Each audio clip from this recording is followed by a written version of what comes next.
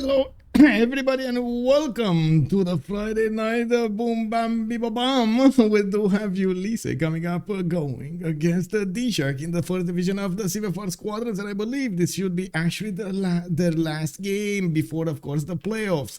We're gonna need to see what kind of score Ulyss will manage to get, or if DShark is gonna manage to flap their wings and manage to get a snap out of Ulyss.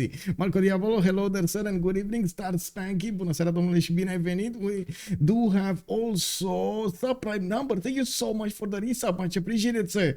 We do also have Natro0225, hello and welcome sir. Good evening, good evening. Project Cisco is over here on the buttons that will help me out with well, I hope he's actually gonna help me out with those settings over here on the stream. Thank you so much sir for being here and good evening. Ezekiel also good evening sir. You Big Z 9092, great. I'm so glad you actually like the music, and I do hope you like the new song as well. Good evening sir and welcome to the stream. Dolcim Rukan, good evening, and also he's mentioning that he's watching Death Robots and Nukes with love from Romania. Well, I hope it is actually gonna be an awesome game tonight. I'm not sure if we're gonna get to Nukes, but I do believe these players on the Terra map on Pangea classic ridges, they will try to go against each other. Also, hi Nick Dave, hello there sir, good evening. Big shout out to Big Z for picking up that first promotion. Hello there sir. Vuxor, what can I say man, today Big Z was faster on the clicks. Hello there sir and good evening, Now I do also see Chocoso, good evening sir and welcome. CC Pyro, Posamos, you, bienvenue. Mitanski, which heroes are auto banned currently? Since we do and we do have Mali, I believe, auto banned, and Mali and I'm not even sure if Maori is auto banned. By the way, this is the CivFR Squadrons. They don't have that many auto bans all together, so let me actually take a look over here. If I believe it's actually Ludwig and Mali. I don't think there's anything else, but anyway, let me actually see. Ban Mali is banned, yes, and that's it. Okay, I guess Mali is banned. Okay. They don't ban, for example, Babylon, which is amazing. So yeah, that makes sense. It looks like, oh no, both Maori and Mali looks like there will be banned. Okay, we got it. Both Mali and Maori will be banned. I don't think anything else will be banned from what I do remember from this. Ludwig II will need a bit more work over there for it to be available, but I think it's not allowed. I didn't see any kind of announcement that they're going to allow Ludwig II or something on those lines. Oh, there we go. CZ Pyro is telling us that actually, wait, it's there. So we got both Malis taken out, Maori and then Ramses. So Ludwig II is actually available for the pillar. Oh, and the last pack. Okay, so that's the last pack, right? Okay, so thank you so much for the extra information over there.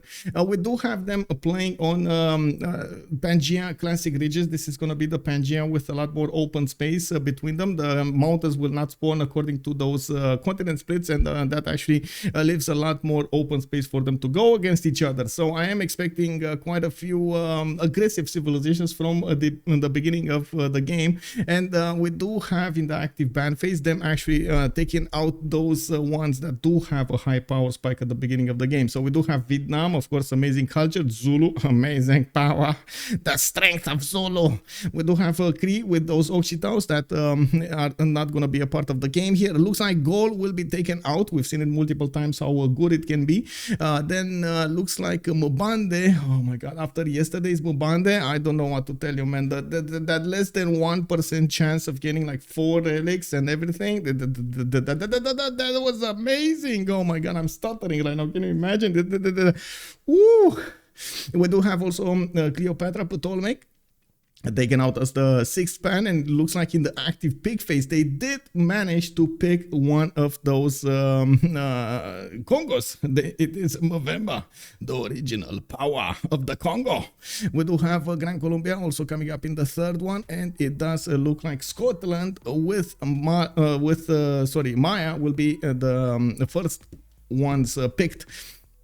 which is good. A bit surprising that they did actually let Scotland in. I do have to also take a look at the rosters here. We do have on one side on Team Ulyss, Romrom with Phyrsos, Chuck, and Sun-Tzu. I'm gonna respond in a second. CivFR for Team Ulyss, and then EXTAZZ, Riggy, Joce, 06, and Pipo coming up for DShark tonight. To answer your question, CivFR, we've actually seen a game. Was it yesterday? I believe it was yesterday in the CBL Premier League, where they did manage to get 2 relics from the beginning of the game just by huts, and Mvemba spawned next to Candy. He sues Candy immediately and then got another 2 relics. 4 relic Congo on Mvemba. They went in and got reliquaries, and he had 137 faith per turn at turn 36. Wow, that is just insane. That is like he just like exploded after that. Like nobody was stopping him, getting the tourism, getting everything so fast. Went 3 monumentalities in a row. No, sorry, I correct myself. 2 monumentality and reform the coinage as far as I remember. Yes. Congo God spawn indeed. A lot of mountains, a lot of everything. Also, Andric21, thank you so much for the follow, sir, and welcome in. Indeed, God spawn.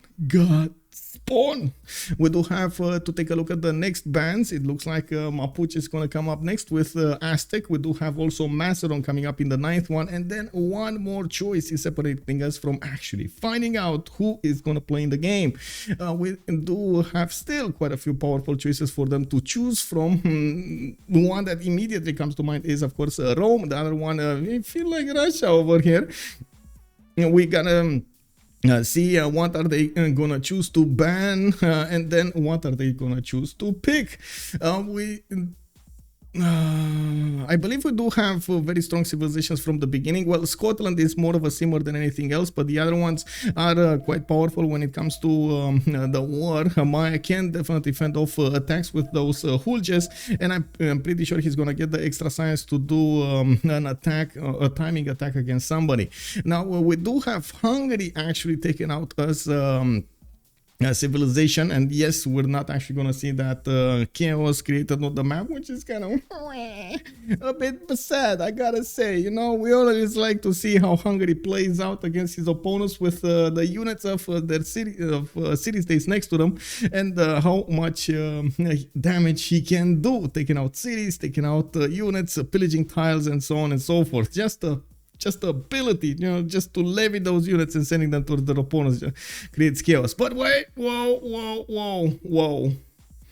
Let's stop for a minute. Okay, there we go. Okay, I was like, my heart was like, Riggy clicked on a Gilgamesh, and for a second that I thought he's actually gonna go for it. No, he actually swapped around, and it looks like it is gonna be Trajan coming up here as the Roman leader, with of course that flexible ability of his to get the monuments, the free monuments, the roads. It can get the legions, it can get the bath. It is quite a powerful civilization when it comes to a lot of aspects of the game. Like I would say it's one of the most flexible civilizations in Civilization 6 right now. Now it looks like Chuck and Sun-Tzu will need to finish their draft over here for the civilizations. They already have Lady Six Sky and Mvemba Adzinga on the roster. I believe they should actually pick I wanted to say they should actually pick something that would go commercials and get some of that gold in, and it looks like they did go for Catherine de Medici, which is a very strong pick when it comes to this map. It does get that extra visibility against his opponents, and he also gets a free spy, which is quite amazing, especially if you do manage to couple it with timing of the coursers going against your opponent. Might become very powerful. Even after this, those Guard Imperials can do a lot of damage. Very hard to stop in the game. Now Sun-Tzu is gonna have the last pick for Team Ulyss, and then we're gonna see the last pick from Team DShark. We do hope well, okay. Whoa, Wilfred Laurier? Are you sure, bro? Are you really sure you want to go Wilfred Laurier? This is a pick that we honestly haven't seen in a while. Canada being picked in one of those one of these competitive games over here. It feels like a lot of the players did lose their taste for Wilfred Laurier, and I do have to mention especially especially on this map on Pangea Classic Ridges, it is kind of a casino style pick because you might not get enough tundra to develop, and Warfare Warrior does get so many bonuses from being in that tundra. So I'm a bit on the fence of this, but I guess we're gonna need to see how they're gonna play it out. Looks like Chuck is gonna try to play it out, and then we do have them picking up Philip II on DShark as the last civilization for DShark. They're also going to start swapping slots, and I do want to quickly take a look if I have 0 MS to anybody. So I do fix it before we're actually going to get in the game. There we go. I actually see everybody. It's all good. It's all good. It's all good, boys. So let's see what they're going to prioritize when it comes to that slot order. We do have Sun-Tzu coming up with Lady 6 guy. Looks like Pipo is gonna be the one with Lober the Bruce. It kind of feels like a great scientist will be prioritized here from the beginning. EXTAZZ is gonna go for Rome. Phyrsos is gonna get Mvemba Zinga. Riggy is gonna go for Simon Bolivar. Rome being picked up here does seem like he first of all wants those generals, and second of all does want to get those merchants. I believe, of course, if Rome will not actually get a target, he will open up with commercials. We do have Chuck coming up with Warfare Warrior. Romrom is going to go for Catherine de Medici, the Black Queen, and Joce is still sitting on the last slot here with Philip II. He is probably going to go Harbor, so of course we will need to see him recruiting those admirals. Won't really have any kind of competition there. It's all good. So let's see how this is developing over here, how this is gonna start. We're going again. You did hear Wilfred Laurier. Buonasera, Rafifi. Bon somos you. Bienvenue. And also Mad Beats. Good evening, sir, and welcome. Okay, so let's see how this is started up here. We do have the west side of the map. Looks like Scotland coming up over here, and I do see Gran Colombia is also going to be on this side of the map with, and this is what I was worried about. This is exactly what I was worried. You can see Canada's spawn over here. It is kind of tiny. Like if he would have been on the east side, sure, maybe it would have worked, but man, he's on a tiny peninsula somewhere in the southwest, and I do want to put up really quickly the prediction for how many remaps, so we actually get to use those channel points for how to say to win more channel points. Andric21 does have a question here. How many remaps do each team get? They get one remap token for each team, and they can use it at turn 8. At turn 8 we're gonna have a pause. There will be a vote on the screen, and the players will actually choose if they want to use the remap or not. Let's actually take a look over here on Gran Colombia, and then we're going to start walking down on the other civilizations. Riggy is going to actually have the opportunity to go against Canada to the south here. He does have that extra movement on his units, and I'm pretty sure he's going to try to use it. You can see the warrior here does have 3 movement. He does also benefit from a banana tile. Might actually think to move to the 2-2 to the north, but I gotta really point out he's gonna need to spend that gold to get the banana. So this is probably gonna be a team decision if he's gonna get to move or not. Now we do have him with a decent amount of land, and yeah, there we go. He didn't move. He just stayed in place, and that's it. Now he does have a forward settle directly as the second ring over here towards Canada. This is gonna be quite dangerous for Chuck. Moving forward, Chuck, his opponent, does have his 3-1 base with a coastal settle, no fresh water. He does have multiple deer tiles to improve, and I do see he's also going to benefit from furs on his continent, Africa.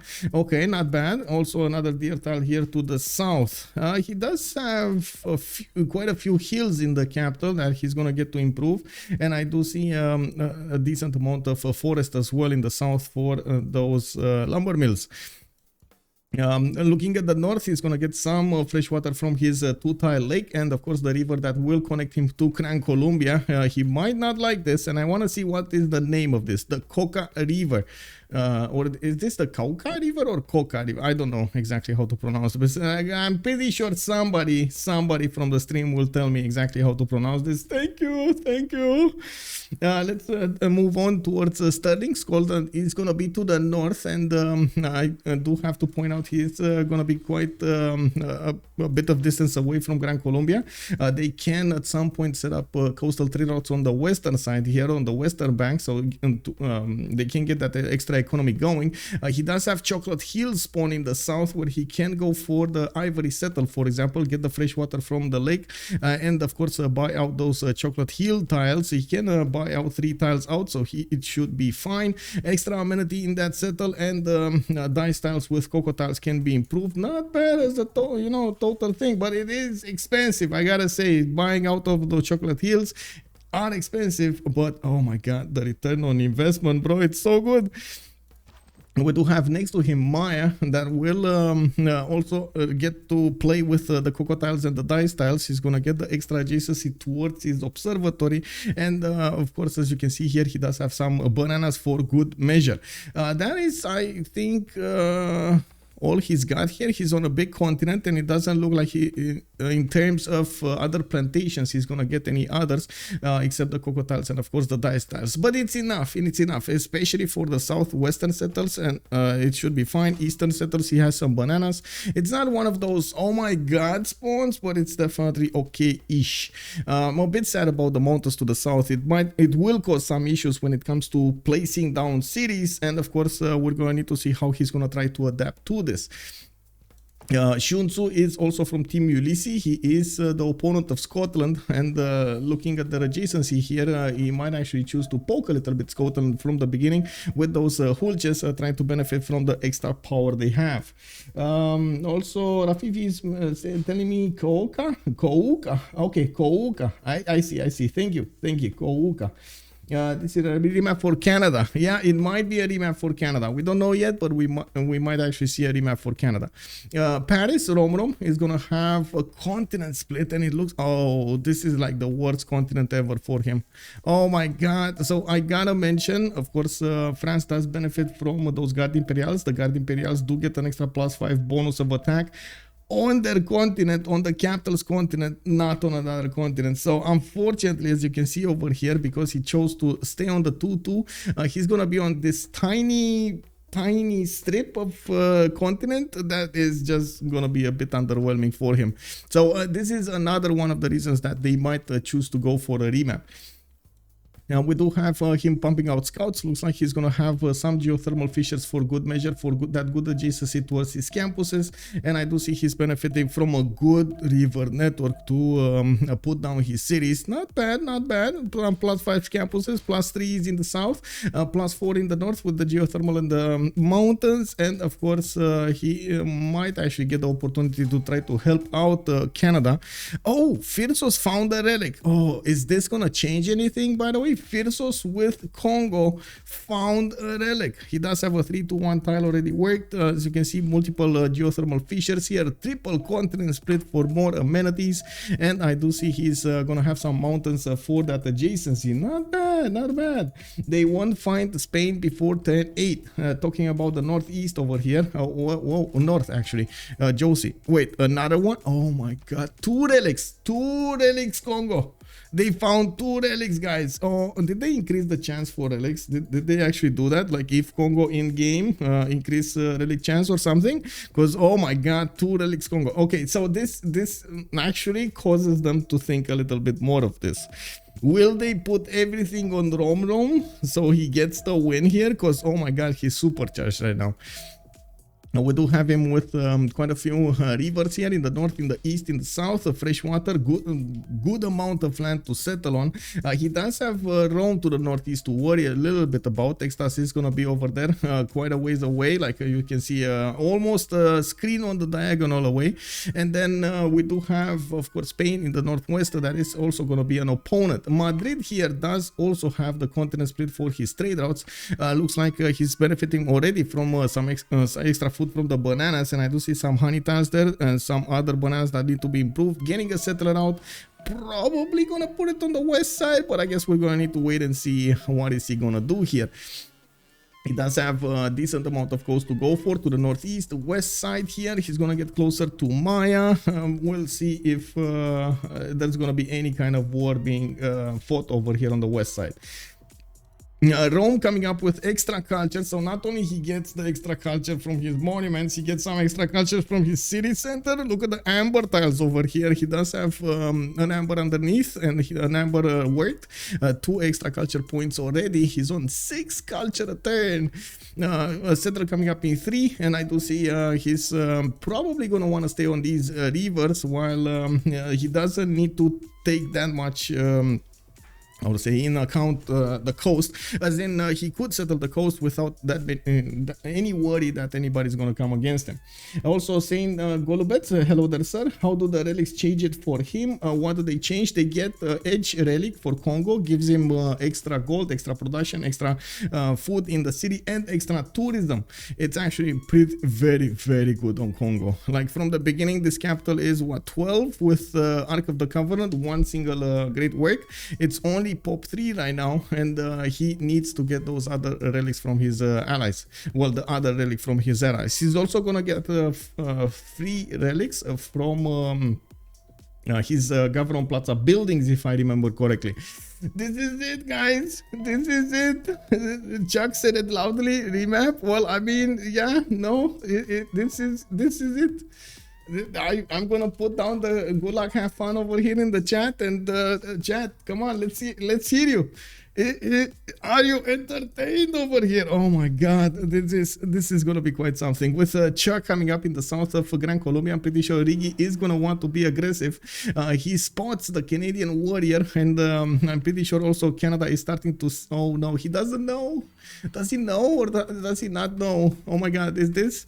He does not know. He does not know about his southwest. That's it, man. That is it. Oh no. Anyway, thank you so much, Fanatic Frog 284. I do want to finish up the prediction. Also, it is gonna be 0. Somebody who put into the 0. It's that correct amount over there. Let's actually put up on the screen also the team labels, so you guys know which team is which. We do have on the left side, that's DShark. Okay, coming up here, and then on the right side we are gonna see Ulyss. I do have to mention Ulyss has been a part of the CWC for multiple seasons now. They have a lot of experience. They participated in the CivFR lands also. We've seen DShark participate there as well. There's a lot of experience on these boys, but the team captain, well, I should say the team, the founder of the team, Leech, is actually gonna be the one observing this game. He's gonna comment on the action, and he let his players play over here, his colleagues play. In how many times Chuck can go settle a city south of France? Chuck always seems to get 3-4 city bad starts. yeah, Fanatic Fraud already calling out the GG, well played. Oh my god, man, I think you're getting a little bit ahead of ourselves. It's fine. It's fine. I get it. Oh, team. Wait. Map. I do have to apologize, by the way, for yesterday. I was a bit. I would say distracted, because always when there's somebody on the stream with me, I do split my attention in multiple sides, and I did get distracted with the details of the stream.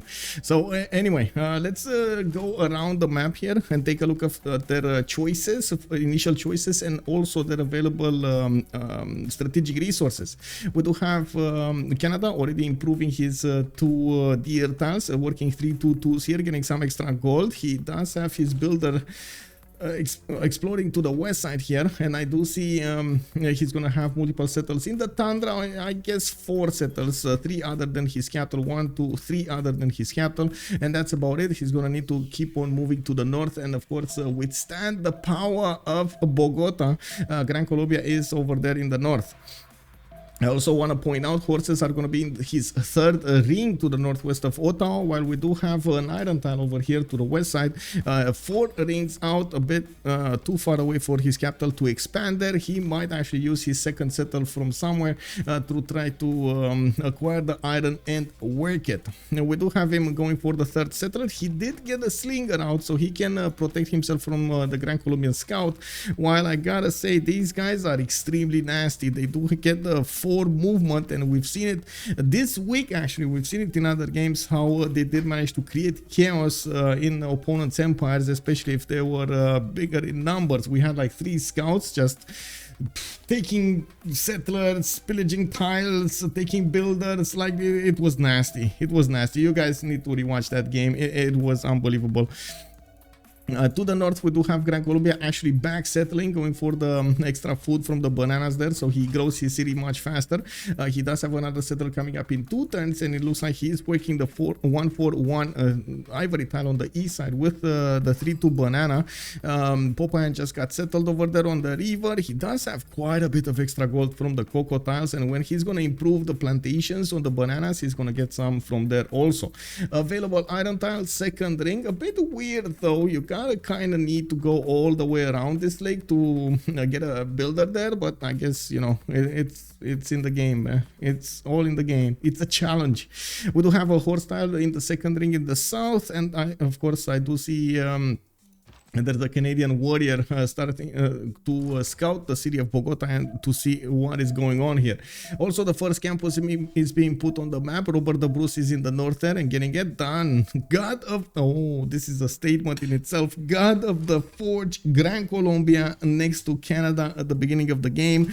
We're going to need to see if that extra production that Canada gets, and of course the gold and so on and so forth, will make him withstand the upcoming slaughter here. We're going to need to see how Canada is going to try to play this out. This is not going to be an easy game for Chuck.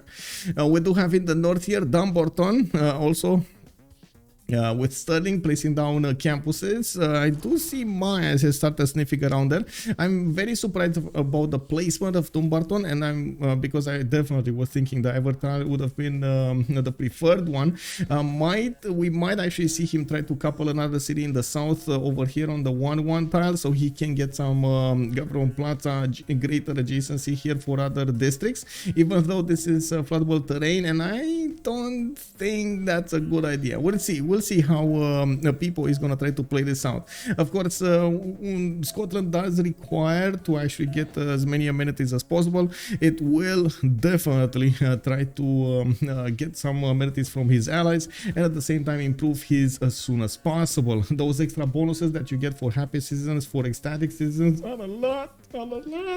He's in a really tough spot. Yes, indeed, Eddie Coffin. Good evening, sir.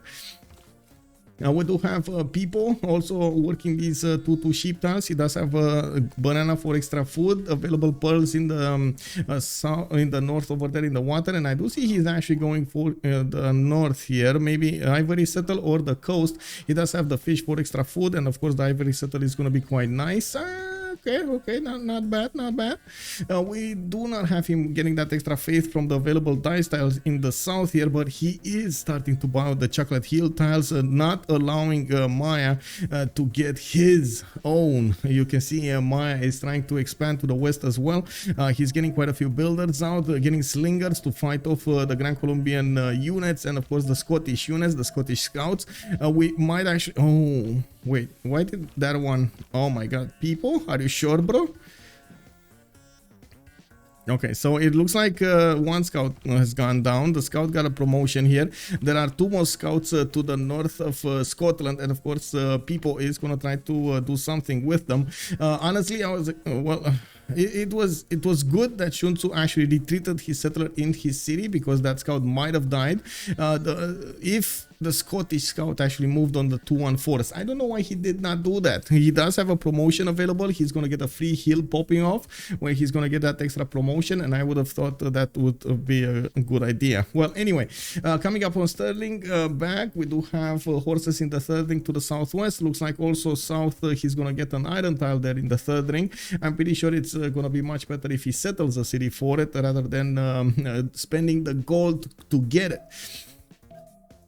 For Maya, we do have him already improving quite a few plantations, 2 of them to the southeast. He got his maize tile, and I do see him pumping out another settler in 3 turns.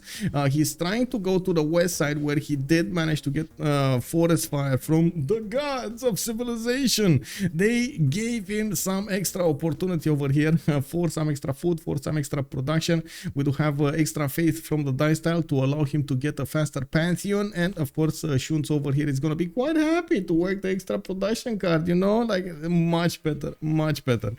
We do have also Maya benefiting from an iron tile to the southeast side here, and Pipo, come back. We got Pipo dropping. Drop it like a sad, drop it like a sad. Come on, Pipo, you can do it, man. Well, I guess this gives us a little bit more time to talk about everything. Also, something bothered me, why Maya still have only one city. He kinda got bullied over here by the Scottish scouts, and there was also a Gran Colombian scout coming against him. So he was afraid that he's gonna lose his settler with the scout being quite low HP. He did move it back on the rainforest tile, and of course, you can see there's floodable terrain over here. It's very dangerous when we're talking about the early numbers. Having a -2 penalty on you, it's extremely problematic. And that's for example, wait, I can't show you, there's like no unit in the floodable terrain now. Oh, there is. You can see the scout over here, instead of having its base 10 strength, it's actually benefiting from 8, 20% off just being on the land there. I don't know, bro, that's dangerous. Good evening, Adireo. Hello there, sir. How are you doing? How are you doing? Okay, there we go. Pipo is rejoining, and I do hope we're gonna get this going quite fast here. Okay, so we do have him with we do have Maya with a few possibilities for his observatories, getting like +4s or I would say +5s. He can get a +5 here on the 2 to forest. He is gonna need mining to get there, and I'm pretty sure he should have it on the way. Animal husbandry, actually. Okay, interesting. Now we do need to see where he's gonna try to place everything out. He can of course place one here, +4 here, +4 here. He needs to choose from one side or the other, and I'm pretty sure he's gonna need to figure out how he's gonna try to do the other ones. Also, there's some need for Scotland to get the 3rd tile of the Chocolate Hills to deny Maya from benefiting from it. We do need to move on. Let's actually see fertility rights France over here. Romrom did pick up his pantheon. He already has his horses improved, and I guess we do have a target here on the west side, Gran Colombia, but it is quite a bit far for him. We do have monuments coming up for him so he can get the extra culture. I do see he settled Toulouse on the northwest there on the 4-1 tile, the rice tile, and I do see he chopped the first deer tile, or was it? I think it actually got taken by the volcano here. It got burned. It got burned to the ground, to crisp over here. I smell deer. Well, it is what it is. Of course, that opens up a placement for his campus. He does have another possible campus over there in the marsh tile. It is what it is. We do have him moving to the northeast with another settler, and I do have to say he's very far away from his other opponents, Spain in the north, and of course Congo to the east side here. Congo already putting down encampments. I do see him opening up with 2 encampments, 14 how to say production in the capital, and since now I can actually open this up, let me actually put it up really quickly on the screen. So we do have the unique ability, the Enkisi for Congo. This is for both Congos. Relics grant an additional +2 food, +2 production, +4 gold, and +1 faith. While artifacts and sculptures will grant an additional +2 food, +2 production, +4 gold and faith. And the palace will have 5 slots. 5 slots for him. That is a lot of relics that he can get. Also, Shako, good evening, sir. I like when volcanoes let me have 7 food tiles. Yes, yes, indeed. Like this actually RNG type improvement of your land is amazing. The same goes for rainforest, or I should say forest fires, right? They're amazing. Ulyss seem to have a really bad spawn. Well, we're gonna need to see how they're gonna use it. I do think actually Ulyss has remapped a lot less than other teams overall, so they do have a high adaptability factor, I should say it, you know. Okay, and so talking about France here, he does have that horse improved to the southwest. He also has iron right next to his capital, doesn't need to worry about either resources here. Quite a bit of land for him to go and settle, and with those geothermal fissures, I'm pretty sure he's gonna get good science for the campuses. By the looks of it, he's also gonna need to sim for the beginning of the game. I don't really see him going against anybody, so I'm pretty sure Romrom right now is gearing up for that sim position rather than any war. Looking in the northwest, we do have Spain with a non-coastal settle. He did go for the lake settle in the southwest, and he did want that housing that he's getting from the fresh water of the lake. Toledo in the north is going to be next to a reef tile, and I do have to point out Barcelona is on another continent. He will set up trade routes towards the city center, and of course the biggest question that I have in my mind is where is he going to put his magnets? Is he going to be capital or is he going to be Barcelona?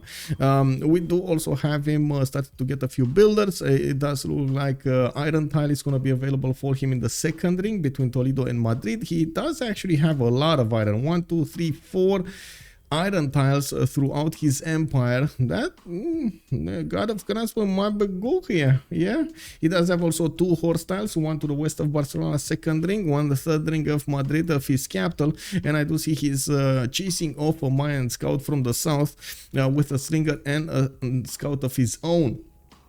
Looking at Congo over here, we do have him already with 29 production. He has the most production in the game, and since we are turned 20, he is going to ask for that second relic. As you can see, Sandals of the Prophet did appear in his capital now. That is 5 pop city with 18 production, 14 gold and 16 food, not to mention he does have the 10 faith per turn. In the second city of Nsundi, he does have a +4 possible campus here between the 2 geothermal fissures. Is benefiting from a few other 2/2s and starting to pump out a settler in 6th turn. So it looks like not only he's gaining those encampments, but he's also planning on expanding before he's actually going to get those generals.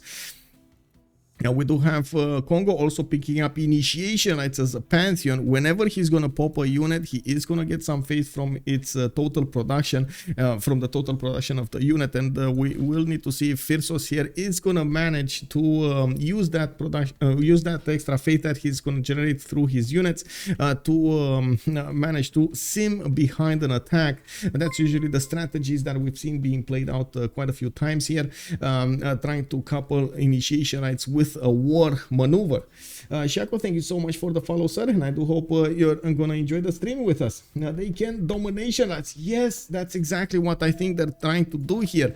Of course, with no, look at this. Look at Pipo, man. Look, Pipo just took away that other chocolate heel tile. He's not gonna allow anything happen here to Paling. He's not gonna give it anything, man. He's taking everything from him. We do have Scotland also trying to get in to take out that slinger to overwhelm the settler, but it looks like he's not going to have any chance of success. And I do have to mention Sun-Tzu did very well to actually try to stop this from happening, but he did get pillaged on the banana. A bit unfortunate. He lost 1 production point per turn and 2 gold per turn. It is what it is. Not, you know, not ideal, but it is what it is. Congo does benefit from an iron tile to the west side here. I do see he's putting that 4th city somewhere to the south, to the east side. I do want to see if he's gonna try to go for the forest settle towards Rome, so he can create some trade route over there, getting his a road towards his opponent, or is he going to try to go for the cattle tile for the extra food and of course more defensive posture here. A bit of a problem with this settle on the cattle tile. He doesn't have a lot of production in it. If you can see, this is grassland. It does have a few hills, 1 single 2/2, and unfortunately all of those hills are devoid of forest, which does mean he's going to need to put the mines in. That's quite expensive, but maybe with the monumentality age coming up with initiation rights, coupling it, of course, getting those builders with the monumentality is going to open up options for him, and that actually might make that settle viable. We do need to take a look at Rome. Rome also putting down an encampment, 1 single encampment from Ravenna, and I gotta point out this is from a 2nd city. This has significantly less production than the capital city, which will increase by a big margin the amount of production that he can put into those projects. Might actually be a bit problematic. We might actually see him try to do some chops so he can get those projects done, and of course recruit one of the generals.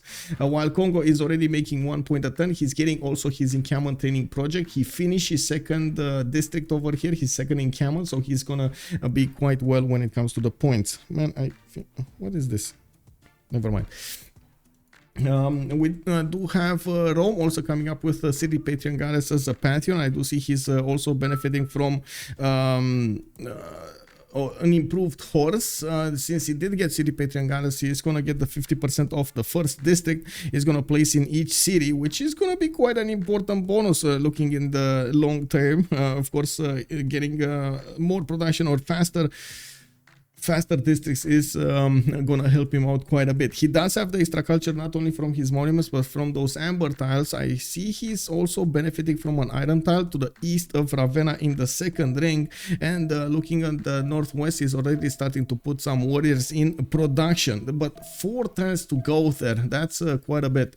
Paititi is also gonna be in his north. He might actually just try to span over there his empire towards the north, so he can not only get the bonuses of Paititi but also manage to get more cities out. Throughout the game, it is going to be quite important for the players to balance out their needs.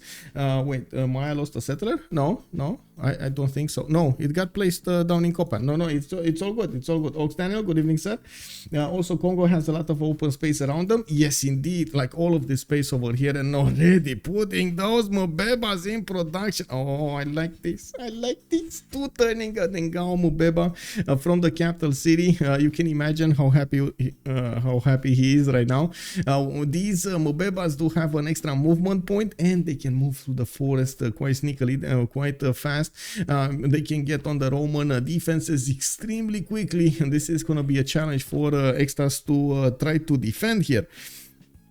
We do need to give me a second. Let me actually put my phone to charge here. There we go. On the horses, yeah, I did mention the horses east side. We do have government plaza being placed down from Rome, even with the 50% off. Unfortunately, that's 3 turns to finish. He did go for Moksha, and that's only a 2-pop city. We do have him starting to improve a few tiles here. He does have a builder with 3 charges, so he can improve the amber and the iron. And looking at the tech side here, he is 13 turns from iron, or 12 turns from iron working, but without the boost. So he's gonna get the iron improved, and of course he's gonna get the boost over there for iron working. Political philosophy also coming up in 110. That is quite fast. Nubos Maximus, good evening, sir. Who is going to sim for Team Ulyss? Oh, yeah, that's a good. I think it's gonna be France. It's going to be France, and also Maya. I don't think there's going to be that much worrying that. Oh my god, I start saying that, and immediately I notice in encampment here from Scotland. Pipo not only open up with those campuses, but he went encampment second here. Now, I feel like their economy might actually have a few problems when they're going to start pouring those units out. They're going to be quite costly to upkeep, and we're going to need to see how they're going to try to solve that problem. Another forest fire? Are you for real, bro? We got the 331 tiles already being worked by webcam. Now he's going to get another batch of them from the southwest over here, including that cocoa tile next to the mountains. Oh my god, man, like really, bro? Really? Oh well, it is what it is, man. It is what it is. Let's take a look at what's going on here. I was expecting Gran Colombia to be a bit more aggressive on his start here, but it looks like Riggy, even if he did pick up God of the Forge and starting to put down some archers, it looks like he's focusing more on the north and on the southwest. And I do have to also point out, Maya does benefit from an extra +3. When he is close to his capital, he does have the Mutal trait over there, and of course you can see the Hulches benefiting from it. Hulches do have the tendency to overwhelm the archers if it's 1-to-1. They're much stronger, and especially they do get an extra +5 when it comes to attacking into wounded units. That's a very strong unit from the beginning of the game. Usually Maya is very hard to push at the beginning. You kind of need to get very good to push him. Anyway, Let's see. Did I talk? I did talk about this, but we do have Spain actually picking up a pantheon here. God of War and Plunder coming up for Spain. He's gonna get the extra admiral points, maybe some extra general points, and Sun-Tzu disconnected here. Okay, I mean there must be some problems when it comes to the internet in France, man. You know, it is what it is. Internet in France is kind of sketchy right now. It is what it is. Goddess of the Hunt being picked up by Canada. Looks like he is gonna get the extra food and the extra gold on these deer tiles, 4 to 4s here to work. Not to mention his fertile is gonna be 5 to 5. He did get his Temple of Artemis between all of these cities. And wait, do I see 3 encampments? Oh my god, this is Irel O'Clock over here for Chuck. Wow. Okay, man, I have something to say about this.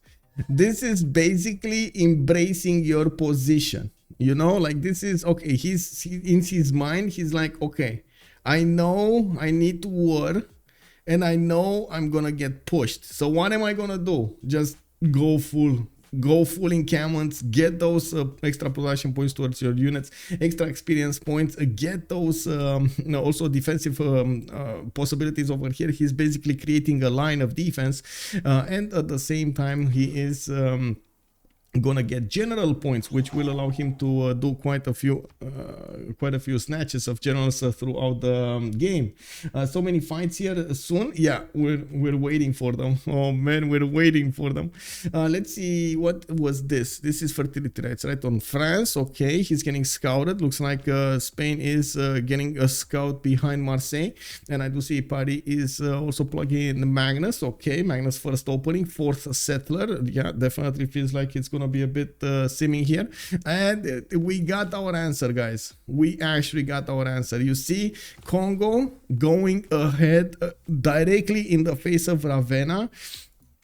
This smells like war. Looking at what Phyrsos is trying to do over here, he already has one Mvemba out, and it's moving to the east side. You can see how fast these guys move. They are not phased of the forest over there. They can get so quickly on the cities of Rome. And looking at the Roman city, we do have him, yes, getting the builder on the iron tile. It's going to take a few turns. Then he's trying to get an encampment training project, but he needs 2 of them to actually get the general. And I do have to point out, it's 3 turns to get one single encampment training project. So talking about the possibilities for defense here, to actually put up a defense against those Sengao Mvembas, you need to prepare your armies accordingly, and also your position on the tiles, and what kind of chokes, what kind of tiles your attackers will try to attack through, and so on and so forth. All of the details do matter. Thinking in time of how many turns you actually need to get the defense up, and how many units you're gonna have available, and the general, and so on and so forth. You gotta take all of that information into account and be prepared at the correct time to manage to stop an upcoming attack. We've seen this played out beautifully a few days ago when civilizations players did manage to counter each other exactly at the right time.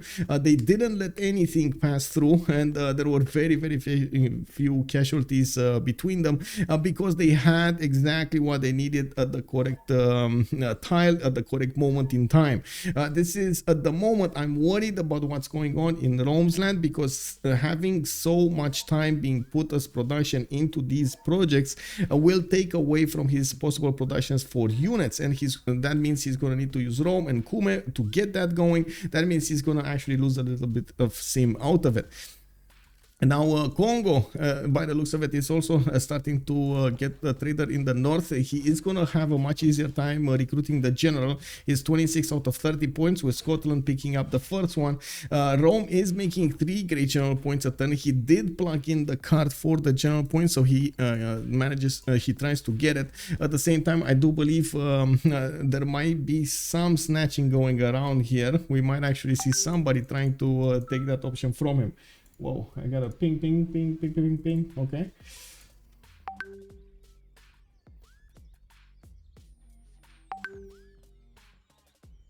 Whoa, what am I getting pinged? Oh,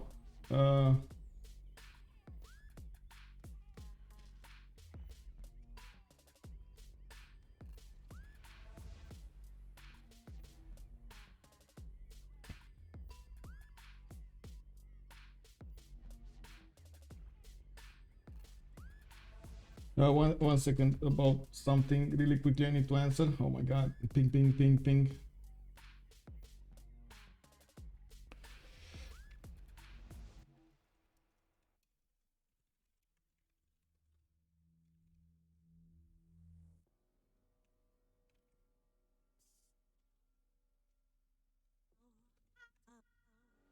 Okay.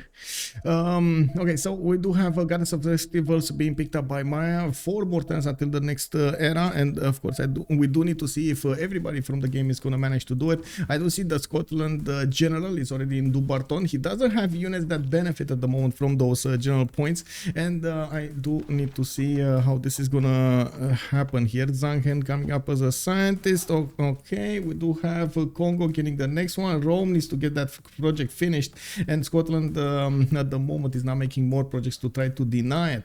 Now we do have the photo settler from Buila, and it looks like Phyrsos is gonna get going over here with those Engao Mvembas directly against Rome. He's already peppering the shots with the archers going against Rome. Oh my god, I'm so sorry for the pings, guys. We do have an encampment training project coming up from Rome in 1 turn, and Victor is establishing there in 2. Oh my god, that's Governor Moksha probably with the culture, and then Victor second here. He's gonna have a problem with the science. I feel it in my bones. We do have some Engao Mvembas coming up from Congo, and by the looks of it, some from Banza Mubata. This looks like Phyrsos is gonna try to use that extra movement of these units so he can go as fast as possible towards Rome.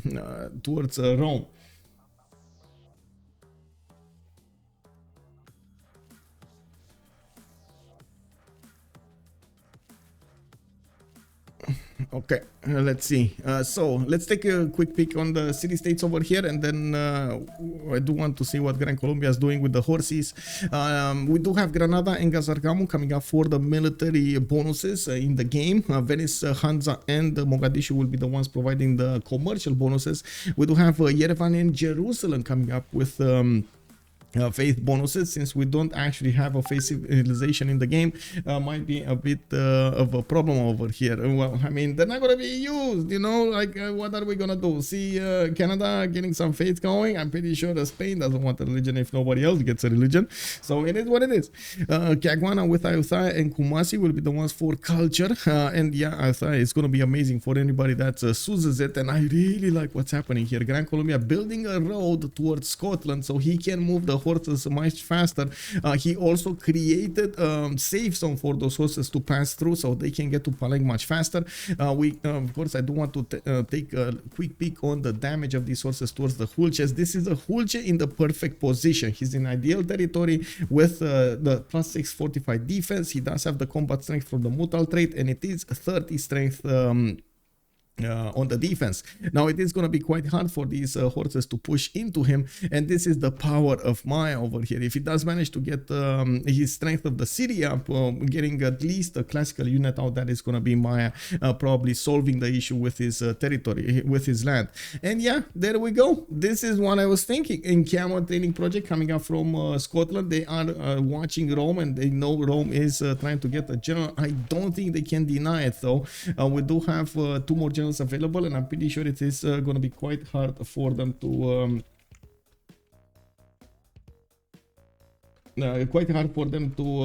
try to stop this from happening. Okay, so let's take a quick peek over here on the era score and see what's going on. Did I miss a city state type? I don't think so. Oh, Cardiff and Buenos Aires are going to be the ones for industry. Those were the 2 ones left over here. Okay, so everybody looks like it's going to get their golden age points. We got more than 19 points threshold. And I'm sorry, Project CISO. Yes, so many pains. I know. I feel it. I feel it. I feel it. It's like in my ears over here on the website, on the left side. Oh my God. Do they have enough money for legions? That's a very good question, sir. Let's actually take a look at the yields here. We do have 22 gold at 10 for Philip II, 14 on Riggy, 7 on EXTAZZ, and 8 on Pipo. Looks like they do have 106 gold in the bank right now for Rome, and yet at the moment he didn't actually get to upgrade a single legion. He does have the legion button. Does he have the wait? Wait, it's one thing to get the gold, it's totally other thing to get the iron. This is the problem, right? We might not see, oh my god, no, he improved his iron a little bit later. There are still 2 more turns for him to have available iron for a single warrior, and we might see how to say, we might see this Congo Mvemba try to do some damage. Before that, he does have 2 of them. He's already attacking the city center of Ravenna, and oh well, is it gonna, I don't think it's gonna fall. It's gonna keep on attacking here, but I don't think it's gonna fall. He does have this other one that might actually, oh, okay, there we go. Okay, it's fine, it's fine. He's taking out the pre-builds.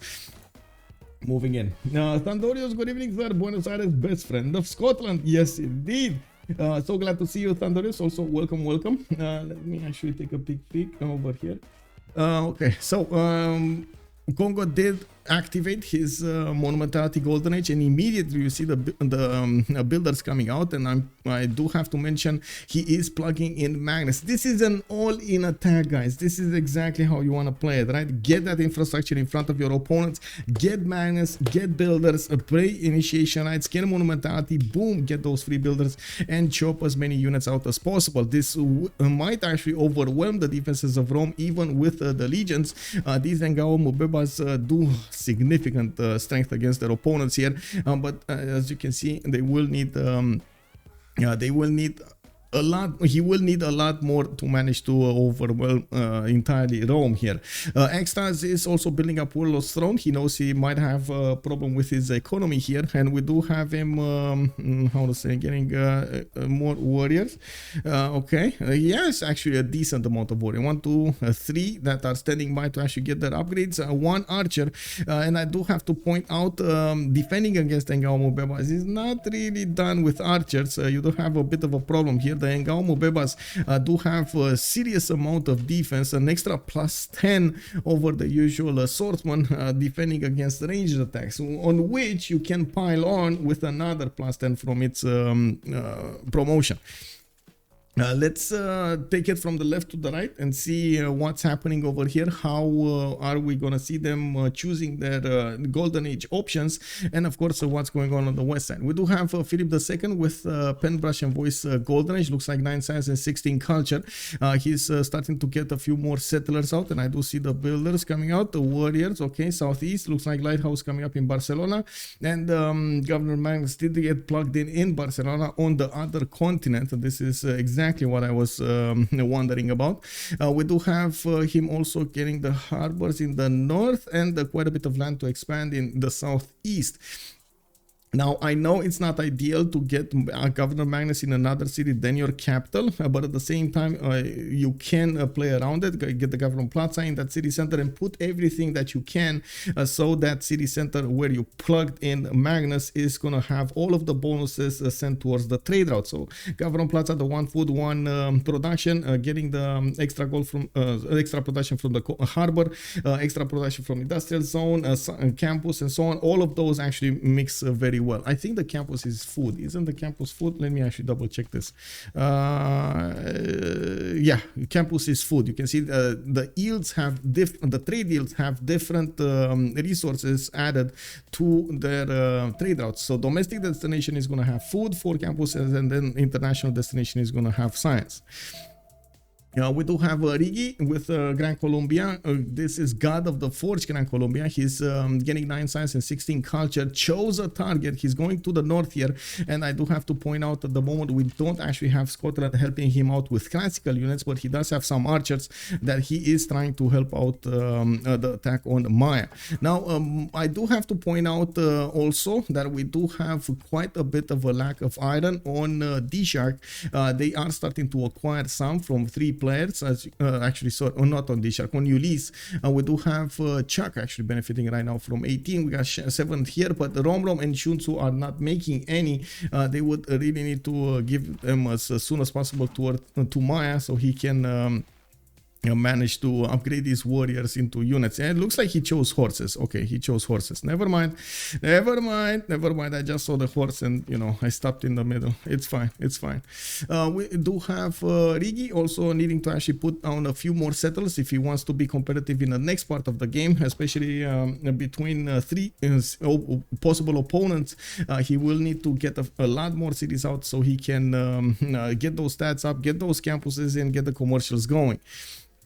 EXTAZZ on the east side is already getting pressured more and more by Congo. You can see how fast Governor Magnus is managing to put the production into Mvemba's. We do have Sun-Tzu coming up as a general here, and it does look like Congo did manage to take out the encampment. Does want to deny the ability of Rome to get the walls up, even though, yeah, better than Ram could be an idea, but still that's an extra tile that you don't want to spend your time on. The Mvemba's might actually move around to go against another city, just totally bypassing the city of Ravenna. Now, EXTAZZ does benefit from 9 science and 21 culture. Not bad in the culture, not good in the science. He's gonna need quite a bit more if he wants to do everything he needs. The good thing is he's getting the gold from his teammates, he's getting the iron from his teammates, so the legions are starting to get some a line of defense here next to Ravenna to the northwest. Unfortunately, they're actually standing in floodable terrain, and they might get hit by a flood at any point. Not only that, but they also unfortunately get a penalty of -2 unfavorable terrain. Even though at this point it doesn't matter that much, it's still a penalty. Pipo with 20 science and 20 culture, he's in a pen bash in voice golden age, did open up with campuses, and I do see he did manage to recruit another general, basically denying the general for Maya. I don't think Maya actually did go for a general, but anyway, it is what it is. We do have Maya getting pressured over here. It looks like Gran Colombia is trying to find the weak spots here, but it's having a hard time to get all of his units to take down the Mayan defenses. Now, people in the northwest is getting audience chamber, is getting more settlers out, trying to expand as soon as possible throughout this. Going for Governor Liang in Sterling, he's probably going to try to do the city parks here so he gets more amenities. And at the moment, I do have to point out he's at 0 happiness level. He doesn't benefit from extra stats out of those bonuses of Scotland. Romrom coming up with 10 science and 18 culture, did choose pen, brush and voice, and looking at his city count here, he's only on 4 cities, starting to get his campus going, the +4 there on the deer tile that I was mentioning earlier, getting his commercials up, and I gotta say I'm a bit surprised about him not choosing to couple those commercials with his government plaza. I'm thinking he's preparing this land for upcoming aqueducts with industrial zones. That's usually how the players try to do it nowadays, because later on production is extremely valuable if you want to hard build stuff. We do have also quite a few commercials coming up for him, so he gets that economy going. He's on 23 gold a turn with 45 production. Getting also a few horses for good measure. Might actually try to take out the city-state here, maybe Yerevan, for example. It's a good position between the mountains, and he does have a +4 campus over there that could easily be chosen. Chuck, 25 science, 22 culture. He's on 3 cities, 3 encampments. Looks like Chuck did upgrade his iron tile. He does have Temple of Artemis. He did also manage to get another city. He's gonna get another city to the northeast here towards Venice. And by the looks of it, Chuck is gonna get theater squares soon. I would have expected, well, I guess we're gonna expect him to get harbors at some point, but he needs more population level throughout his cities. He's starting to put down campuses for the science, and I gotta say, all in all, it's a good result from the beginning with Pingala opening so he can get the science up. We got Phyrsos, 17 science and 17 culture, 5 cities strong, getting those southwestern cities to work for his science requirement, with Pingala settling in, and Sundi is going to beef up that +4 campus, getting more points of science, not only from the population but also from the total science of the city. We got more Ngao Mubebas coming up to the northeast. He basically chopped everything over here in Mobwila and is trying to put as much pressure as possible on Rome, while we do see some builders are coming up there for Rome. This is a dangerous place to be for Rome. We do have him with a general beefing up as much as possible these legions, and you can see Phyrsos is starting to do the damage against these other ones, even taking down a legion there. No problems, moving in Ngao Mubebas towards Kume and bypassing entirely the defense that was put up by EXTAZZ in the city of Ravenna. We got another legion coming up in 2 turns, and there is something that I also want to mention about the capabilities of the legions. They do have a chop on them, and they can help out as much as possible, get new units out, get new builders, anything you want they can chop. The biggest issue of course would be the positioning for those legions and the time spent to move. You might be exactly in this position that you can't remove your units because they need the 45 extra bonus, they need to be there and get some heals popping off and so on, which will cause you to actually have a problem if you move them. It is what it is. We do have walls coming up in Kume. Looks like EXTAZZ is trying to also get a settler out from Rome, probably moving it to the north and coming back to in Congo. I do have to mention he is already benefiting from 3 relics in the capital city because he got his Warlord's Throne. Yeah, that's Warlord's Throne. And of course, getting not only the extra production towards his units, but he's also getting less gold for their upkeep. Basically, making these units dirt cheap to upkeep. We're gonna see him popping off in the science. He's on 21 and 20. He finished his campus right here, and I'm pretty sure Pingala with the second promotion will get him to around 30 over here, if I'm not mistaken. 28, 30, 29, 28, 29, 30. Let's see. He's also on 62 production, the most production in the game here. Yeah, 28. There we go, 28. Yeah, we do have him needing to improve a little bit more of this land here, and of course using the monumentality. Remember, he has initiation rights. Every time he's popping one of these units out of his cities, he's getting faith, and he's using that faith to buy out the builders, and of course chop out more of his land, improve his land, and so on and so forth, which does give him a lot of flexibility to play this. In Earth, hello there sir, good evening and welcome again. Yeah, I do hope you're gonna enjoy your time with us tonight. VS Longo, good evening sir. Also, Rome had possibility to river defense line for Kume, not enough units though. Yeah, that was the major stopper here, but I do think the walls coming up in Kume will significantly slow down how to say, the Congo units to take that city. But at the same time, you can see Congo is even moving in the mainlands of Rome, trying to get there as soon as possible. This will cause issues.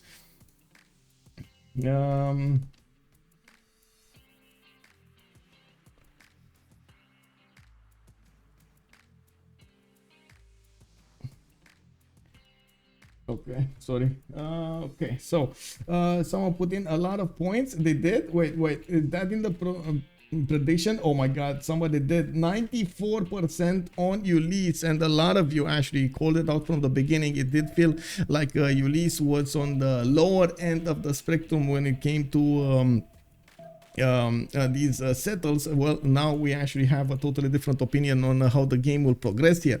Of course, we do need to see how the Phyrsos is going to manage to overwhelm the Roman defenses. He's trying to get as many of these Congo units in there, and he's going to have a serious problem taking down the walls here. Ravenna does not have walls yet, but it does have a legion inside, and it is quite tough to push. He does have other legions over there to contest, and we do still have the general in, or I should say, around Ravenna. More Ngao Mubebas are on the way. More chops available for Congo in the city of Mobwila. While I do want to take a look what's going on here. Looks like Spain is very late on his expanse here. Usually we do see at this stage in the game around 4 or 5 cities already put down, placed, and of course worked. Sun-Tzu, last but not least, he's on a Penvash and Voice Goldenish, getting 1 turn to get a Hulce here. He did need to replenish his forces on the west side, and it does look like Gran Colombia has moved in not only new horses but also new archers to deal with the threat here. He unfortunately has this tile with a march style to defend with, and Maya will have a problem. These archers are gonna do a lot more damage against the horse with the -2 unfavorable terrain. We do need to see if Scotland is gonna manage to get those happy citizens going. Yeah, there we go, +6 coming up in the capital there. Plugging in Moksha, he did get his golf courses upgrades, and we do need to see how things will evolve. Looks like Scotland, even if he did manage to get to Joce, he didn't want to really derail himself into attacking Maya. He just wanted to stand clear over there so he can so he can sim to a higher stats. Joce is the one doing the gold, so maybe we have underestimated him as a plan here. He's trying to get as much gold as possible for his teammates. EXTAZZ over here and Riggy are definitely gonna require it. We do have him on 53 gold at an N57 production. Not bad when it comes to stats, especially on only 4 cities. Okay. Oh my god, so many pings, man. So many pings today. Okay, I picked Ulyss because of Phyrsos and Chuck. Yeah, exactly. Oh, we got a catapults coming in, and I do have to point out that they have the perfect placement, so he can start chewing the defenses of Ravenna down. We do have Mvemba getting another one here. Congo will have a few more of these chops to go for. It looks like he did manage to chop 2 down, and he's moving them to the front line. He only has a single general, which as you can see here is helping out the middle army, and doesn't have the extra movement available for the catapults, but it's fine, you know, everything is burning, but it's fine. Pinigi, also good evening, sir. Is Germany a good civ or too slow? I think too slow is the answer there. It's a good civ, but very late in the game, like past turn 90, I would say Germany comes online, like fully online, and it is overwhelmed by nations like at the beginning of the game most of the time. And if you don't want to get overwhelmed by nations at the beginning of the game, you kind of need to go like full encampments and so on and so. I don't know, it's a lot of spawn dependent over there. We haven't seen it preferred by the players since a long time. Both Germanys, I gotta say, both Germanys have that problem. Not only Frederick Barbarossa, but also Ludwig. They are both great players, so are Romrom and Sun-Tzu. Yes, I do believe Ulyss has a great roster, and I also with the conclusion of the, or I should say, with their experience acquired playing together in this CivFR squadron and also in the CPL Premier League, they did manage to get the synergy going. It is quite important to actually get to know your teammates, so you can know their weaknesses, know their strengths, place them in the correct position, and get the most advantages. Well, they are both also the DShark guys are pretty good. Yeah, I mean they're in the Division 1. They wouldn't have got here if they weren't good. Okay, so we do have Maya successfully defending against the Gran Colombian attack. Riggy is starting to get his campuses out, and by the looks of it, he is actually quite low in the science, especially compared to Chuck from the south. I wouldn't be surprised if we might actually see some kind of raiding party coming up from Canada. He's getting horses out, so maybe he is trying to get to coursers. It would be quite strong to go against Gran Colombia from the south, try to do the pillages exactly at his Government Plaza placement with the 2 campuses, to see how this is gonna develop here. He does have also Pingala plugging in in Kume. I do see Odin Chamber coming up in 4. Okay, let's see how it goes. In the city of Maya, we did have Moksha. He's getting quite a bit of science. Looking at the great scientist screen here, we didn't have a single scientist. Oh my god, full generals and admirals. It's been a while since I've seen this train. Unbelievable. Pangea Classic Ridges, guys. This is Pangea Classic Ridges. Okay, so looks like Phyrsos' capital is gonna start pounding on the Ravenna defenses. Yes, there are walls coming up in 3 turns, which will slow down Ravenna from being taken over. But I gotta mention this, Ngao Mvembas will get, there we go, the opportunity to attack into that city center, and they might actually take out the city before the walls go up. Major problem, the biggest mistake was the legion that came out of the city, which significantly decreased the garrison strength of the city center. You can see If we take a look at the pop-up screen over here in the bottom right of the screen, we can actually see the +8 garrison legion. That's because the legion is lower in HP. It should have been +10. So having an extra +10 would have been amazing there, you can imagine. We do have more catapults getting into position here. I do see more being built and more Ngao Mvembas are on the way. And it doesn't look like Rome can actually break these Ngao Mvembas. But I'm pretty sure he's going to try. He's probably afraid of the counterattack here. There are a lot more Ngao Mvembas than at the moment legions surrounding each other. Let's see. I'd like to see Canada settle south of Romrom land. Would be pretty cool. I guess he's not. This is not practical. Yeah, I guess we might actually see some form of city here.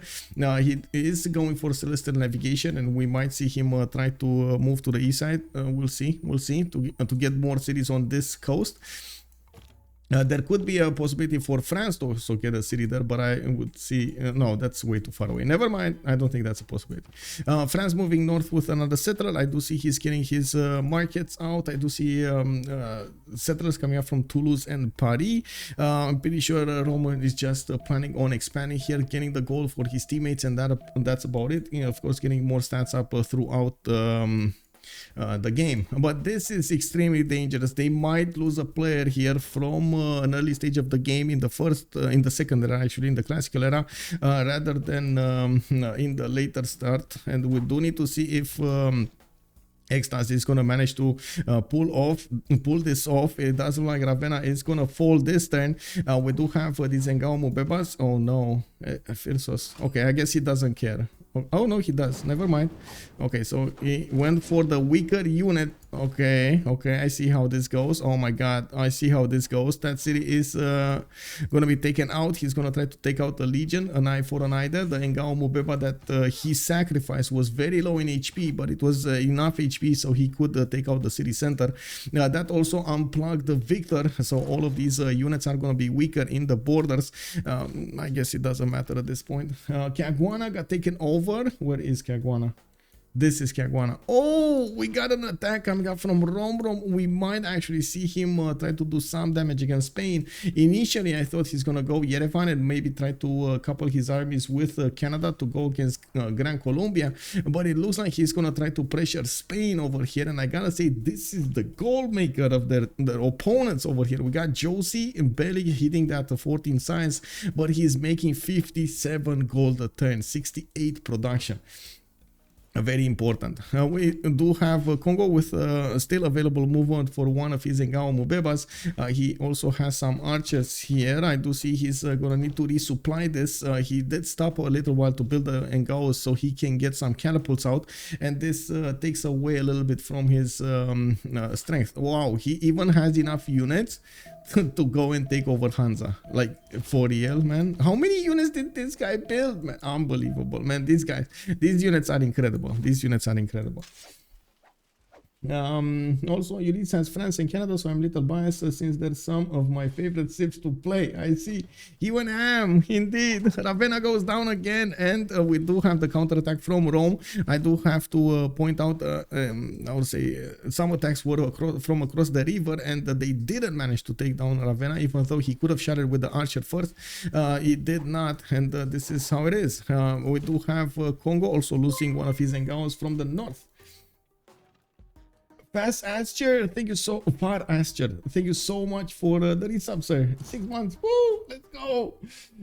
Reis, Mr. I think he's actually gonna keep them. Honestly, I think he's gonna try to keep the whole Roman Empire here, just putting more units on the front line. I gotta mention, Phyrsos is already on 41 science with 23 culture. He's definitely overwhelming EXTAZZ when it comes to stats. He has the higher production. He has the upper hand over here. We do have more of these campuses coming in, and we might see these units getting upgraded right in the face of his opponent. He's getting mathematics in one turn, putting him only one single technology away from getting men at arms, which are going to be a bit stronger, a bit weaker. Well, I guess no, they're actually the same against archers, right? They're the same against archers, but they're stronger than the Ngaos. Ngaos having only 47 melee strength, while those are 48, if I'm not mistaken. Let me actually double check this. Men at arms 46. Okay, so 8 points stronger than the Ngao Mvembas. What they will lose is their mobility. Of course, Ngao Mvembas do have an extra movement there. Their ability to move through the forest and the rainforest, that is quite important. Kokusu, yes sir, good evening sir. Look at this Congo start. He got 2 relics from the beginning of the game, just supercharged his man. This is like playing Congo on NOS. You know, you've seen how many of you have played the Need for Speed, or have you seen Fast and the Furious? This is basically Fast of the Furious Congo over here. He's getting in there, and then he's plugging in NOS. You know, he got the relics. Also, any one of the players would kill with Japan. That's the joy of watching a game like this. Yeah. Okay, so it looks like Congo did manage to get the positioning over here. Ravenna is being left open. Legion can actually take back the city center, but I wouldn't actually recommend that. I'm pretty sure Congo is positioning his unit so he can retake it in any case. Catapults are moving to the north towards the city of Kume, and I do notice there is a line of legions stopping them from actually attacking into the city center. Now, it is going to be hard for a little while until, of course, we're going to see Phyrsos over here get his extra technology to push forward. This is damage done. So at this point, this is damage done. They basically erased Rome out of the game. Rome is not erased in the sense that he has more stats, he has the city strength, he has the production going, and of course he can keep on managing doing the sim behind all of this. He doesn't have a problem when it comes to the later part of the game. On the other side, Rome will have a problem to keep up with the necessary technology to withstand the upcoming attacks forever. That's the problem for the remainder of the game. There will be at some point a break in their strength. What's it called? It's called there's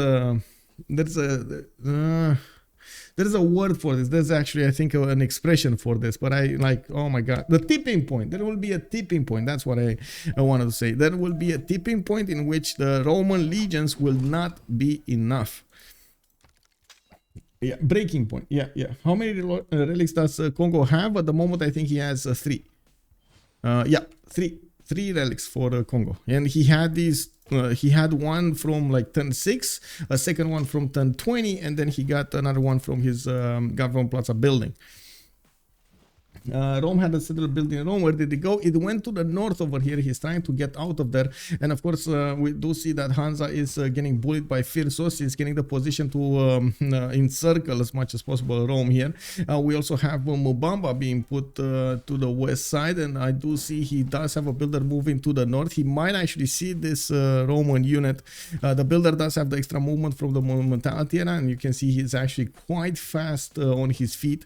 He can try to stop him from getting there. Hansa is being taken over. Looks like Phyrsos is trying to make the most out of this attack, and the Ngao Mvembas will probably... Oh, he actually raised it. Interesting. And the Ngao Mvembas might actually reposition to go against Kume from the north, or go against... Oh my god, he's going against Spain.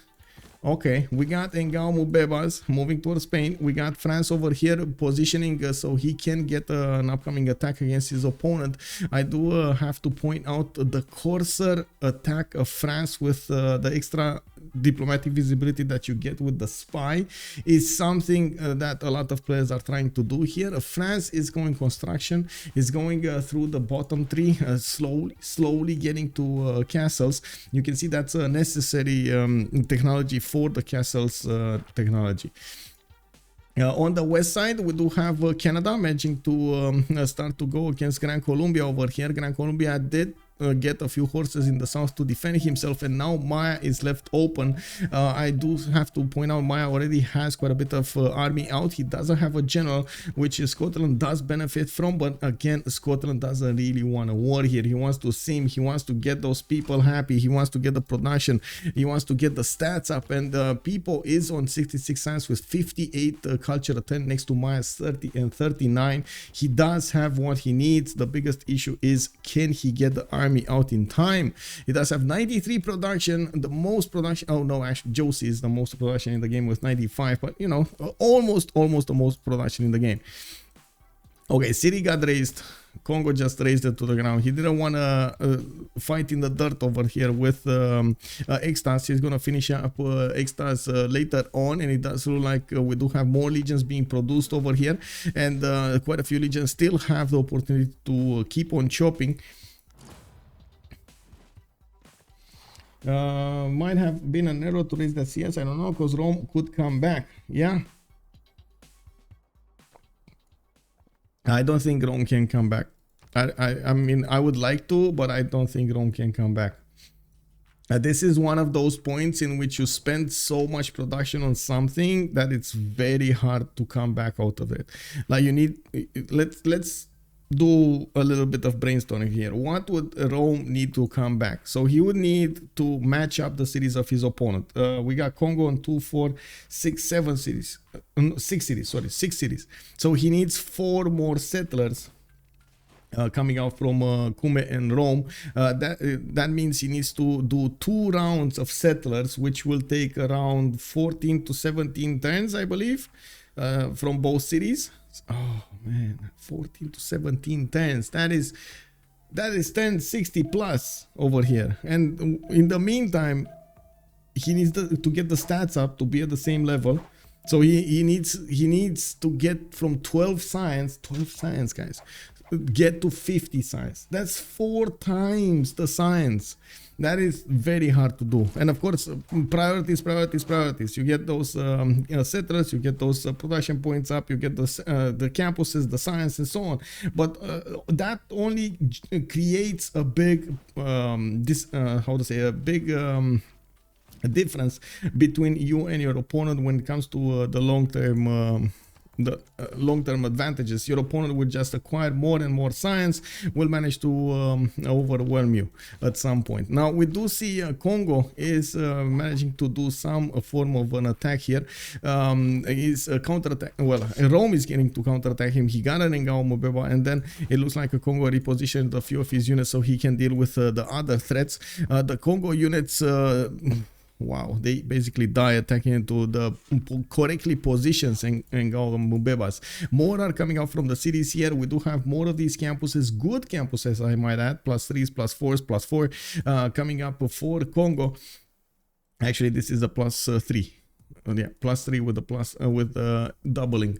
We do have the units of Congo also about to reach the Spanish shores, and he's gonna start trying to pillage Madrid, and of course put Toledo in a lot of trouble, and this will force Spain to get a defense on the east side, opening up for attack on the west side. This is extremely dangerous because of the French units, especially if they do manage to get Corsair upgrade. And this is something that we're going to need to see. If usually if you want to do a correct Corsair push, you do need around like 6-7 units. You do need the general for them, and of course the extra diplomatic visibility for those units. Now it doesn't look like the moment Romrom is fully into this. He's more trying to get Spain's attention and trying to force him to forget about the economy and try to do some war, so he can take away from those, dwindle the number of gold points per turn that he's doing. Why is it each game that my favorite Civ Rome gets crushed? My heart is bleeding. Tyridian? Yeah, it is. Yeah. there was a combination over here of the incorrect timing on iron, positioning of the units, gold available for them to upgrade, and so on. I do have to say that the Congo attack was kind of predictable because he put down those encampments from the beginning and he went for a general. Now when you see that happening and you see the city state of your opponents, you kind of know what's coming against you. So you need to talk with your allies, you need to ask them to get bronze working, improve that iron for you, get the gold for you, and so on, so you can manage to withstand this attack. If you stop it in the correct placements, it's much easier. This was Congo getting also one of those good placements for him with and conditions, with the extra relics he got, with the chops that he had against his opponent, Freshwater City, and over there, like he managed to pull it off. Let's take a look on the west side here, what's happening, because I'm pretty sure Canada is going to try to do something. We do have him getting El Cid, and this is going to be one of those medieval Renaissance era generals. It doesn't give bonuses to horses. It's just there for, I don't know, I guess, like, you know, to do the fanfare or something, like break some bread or something. We do have him also with let's see, in the yield staff, 47 science and 55 culture. He should be able to get to coursers if he didn't already. No, he didn't. So he can get the higher strength units. I do see him going for a religion as well. 3 times for a holy site in Ottawa. Hamilton is going Stonehenge here, and of course he's gonna get the free profit from it. Now this also pushes Gran Colombia to focus on his south as well as his north. Not really an ideal position. Gran Colombia is trying to deal with the units of Maya and at the same time deal with the southern units of Canada. Chuck is doing very well to split that attention of Gran Colombia, and this is where I do want to come back on what I was saying earlier at the beginning, when I saw that Gran Colombia is not settling some more and he's focusing down on these 3 cities. This is gonna create a big disadvantage between him and his opponents during the game because of the lack of cities. Same as Rome. So he has the army, he has the initial stats, but then when it comes to developing his empire for the next steps, for the mid game, for the late game, he's gonna remain a lot behind his opponents, and this is going to create a big problem. Now we do have more cities coming up from France, Rennes, La Rochelle, Bordeaux, coming up here, and I do see, of course, he's not building any more horses, which is a bit unfortunate, but you know, what can you do? Also, I really feel like DShark could push all of their gold to Rome, so he can get forward 6 to repel that initial attack. It's very plausible. That's a lot of gold necessary. It's like, I don't know, 300 gold to get a settler now. It's a lot. It will take like 2 full gold, like 2 full turns to get the gold for. I don't even think he can get the gold for 1 single settler in 2 turns. Probably 3 turns for a settler out of their gold. It's a lot. It is a lot of investment, and you gotta remember the players still need to get the gold for themselves, not only to upkeep their armies and so on, but also to manage to upgrade the units that they need in the upcoming game, in the upcoming part of the game, and buy out tiles, improve, get stuff like that. Now we do have an attack coming up from France. He is managing to get in behind the Spanish defenses here with 1 horse. He will try to stop the encampment from finishing, and I do see Romrom is also positioning his Mvembas to force Spain to get an army going and stop him from simming. He's on 24 science and 51 culture, but he does have 114 production with 80 gold per turn. 4 turns away from the next era. For the medieval era, we're going to need to see if the players will manage to get their golden ages. This is quite important as the health, for your health of the empire. You get those culture points, you get those possible science points, or even the ability to get those builders and settlers. Joce 48-48. We got Riggy 43-53, and it looks like he's gonna miss this by 10 points. We got EXTAZZ 43 out of 54, so he's also gonna miss his golden age. Cannot push anymore. These legions don't have enough strength to go through the Mvembas. He doesn't have crossbows to push them, and even so, it would have been quite hard. It does look like Phyrsos just stopped any kind of movement here. He's focusing now to get these units as soon as possible to the Spanish shores. We do have Joce even buying out warriors so he can get a defense going. This will put more pressure on their economy. He did go for audience chamber. Yes, he has the strongest economy, but at the same time, that gold, man, that gold is not something you can get back easily. Especially if France comes in with stronger units, it will be extremely hard for him to defend. And this is where I think Romrom should have gone for castles here. I guess they're thinking it's enough, but honestly, I think they would have finished the game at the courser timing if France would have managed to get that going. Now maybe there's a gold issue. Let's see, 53, 54, 5, 59, actually 26, 21. Okay, it's not a gold issue. Horse went down. Spain did manage to survive with that one. Congo pillaging a few tiles. More Spanish units coming out to fight. They can't attack properly in the Engaos. We got the religion coming up from Madrid here. Looks like he's going to establish it in his capital city. And we do have the catapults also moving. He looks like he's repositioning to attack into the southwest here, into Bilbao. Looking back at the era score screen, we do have Pipo getting 52 out of 59 points. They managed to get to the Knights technology, and I do see 2, 4, 6 cities for him next to Maya, which is holding on to dear life here. I do have to say, even if Sun-Tzu doesn't have the biggest stats in the game, he also has Knights, he also has the extra defense capabilities and so on. Yeah. Well, anyway, back to era score here. Romrom did manage to get his golden age, 51 out of 49 points. We got Chuck, 50 out of 52, and it looks like he should get it. Yeah, he should get it. He should get it. Phyrsos, 46 out of 51. He might actually want to go into a dark age, so he gets the extra +5 bonus on his Engao Mvembas. A little bit more strength won't be bad here on his Engao Mvembas to attack into the Spanish units. Now you can see how Spain is bunkering down over here and did manage to get the religion. That is Defender of the Faith with an extra +3 on the units that are inside of the borders of the converted cities. That's very important. He did also get Jesuit education to be able to purchase those campus and theater square districts with a faith. And now still building up a few archers there, and looking at the tech side here, Joce is going for the bottom 3 towards crossbows, engineering coming up in 2 turns, feudalism coming up in 2. That means he doesn't have mercenaries, and he doesn't have yet crossbows. And I gotta point out, to stop the Engao Mvembas, you kind of need men at arms, not crossbows. Okay, era score, Sun-Tzu 47 out of 49. He's also gonna get dark age here. Doesn't look like he can come out of it. He's gonna get more strength on the west side. He's gonna be fine. Looks like he's putting a city to the north there, and Maya might actually try to do some form of attack against the people in the north. Even if Scotland does have knights coming out, of course knights against knights still can overwhelm if they get 3 points of attack against you, and it's all about the timing here. Maya still did not manage to recruit a general. That definitely makes him a little bit weaker.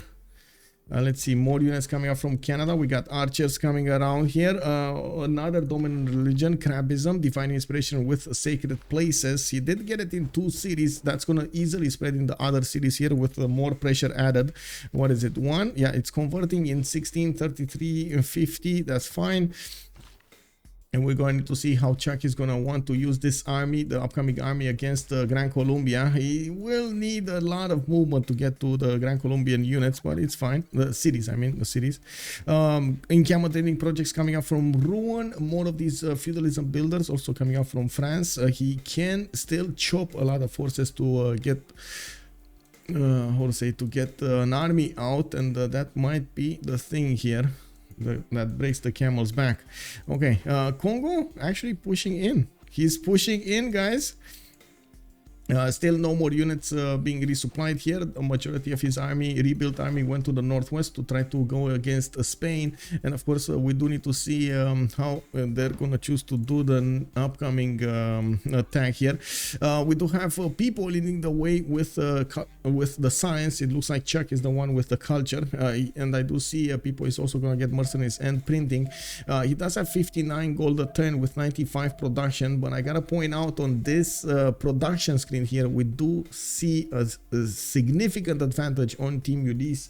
We got 119, 117, 95 and 70 coming up on Team Ulyss versus 110, 42, 26 and then 96 on Pipo. There's a lot of production missing there. Cannot meet, hello there sir. Also when Conquistadors, very late with 35 production, very late. He's barely on machinery and mercenaries in 2 turns.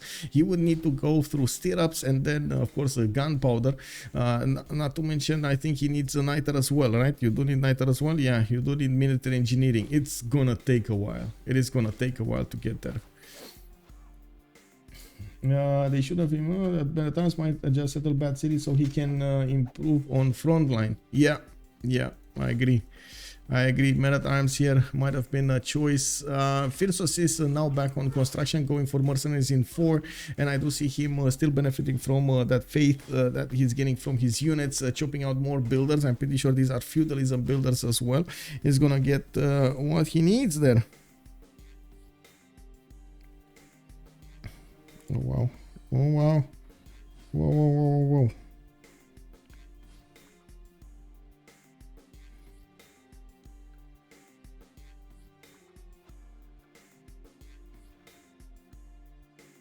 Just saving a number here. Okay.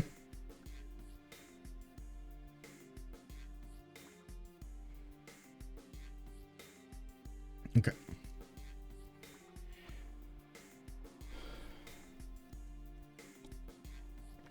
Commander King, good evening sir. I was watching for a little what happened to Rome settler that was setting. Oh, I think I actually answered that, but I guess we can take a look at it again. It's to the north between Mogadishu and Ayutthaya. It looks like EXTAZZ is still trying to get out of there, and yeah, he's doing a safety settler. He's not going to be taken out, but I gotta mention, you can see Congo is not really forcing the issue. He's not really caring if Rome goes down or not, because in the longer term gameplay he's gonna take him out anyway, and he knows this. He is at the moment Rome is probably not going to be able to withstand this. With a lot of cities coming up from France, he did choose to go a little bit lower in stats, but he's very wide in his empire, getting all of those amenities going from his city parks. He's setting his empire up for a big explosion when it comes to the stats. He's 51 science and 48 culture right now with 60 production, but 60 gold per turn, but 133 production and 149 food. That will allow him to get all of those districts up very quickly, get all of the stats up very quickly, and he is probably gonna overwhelm his opponent over here. It looks like they're focusing down Spain, and they're doing quite well to do that, because yes, Gran Colombia on the west side still has those 3 cities, but he is finding a very hard time to get all of his stats up. 41 and 24, didn't get the golden age, so he's now in a normal age, lost the extra culture he was getting from his pen brush and voice. And we do have him getting a bit more economy going. Their economy is suffering 63, 15, 12, 2 and 32, while on the other side we got Ulyss 87, 108, 25 and 10. This seems like they're making more than double the amount of gold. We do have in the medieval era, wow, only 4 nations managing to get the golden age. That's Scotland, that's Wilfred Laurier, Catherine de Medici and Philip II Joce, while it doesn't look like Rome managed to make it, Gran Colombia managed to make it, Sun-Tzu, Lady Six Guy or Mvemba Zinga. I do have to point out, I'm pretty sure Congo wanted to avoid it, so he can plug in the +5 card on his Ngao Mubebas, trying to get more strength for them. If you don't know what I'm talking about, I can actually take a quick peek in his cards here. Twilight Valor, the +5 combat strength for all melee attack units, but it cannot heal outside of your territory. I don't think he cares that much about the heal. He's gonna keep on pounding or try to counter here. That's a significant number of units that he has in the face of Spain. You can see also that Joce lost a decent amount of science advantage here. He's on 37 with 56 culture, still pen, brush and voice. Okay, I think I'm first slot, so let's go Crabism, Prophet, Crabism, Prophet. Okay. Give me a second.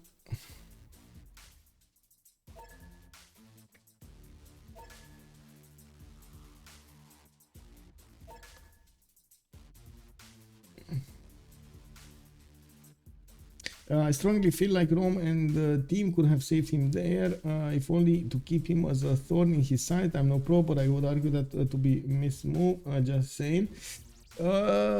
Yeah, I think they could have held. Yes, I also think they could have held. They would have required a little bit more foresight that Congo is coming, also preparedness. That was, I gotta say, the difference between him being able to defend with legions and him being attacked by Mvembas was only 3 turns. 3 turns, that's it.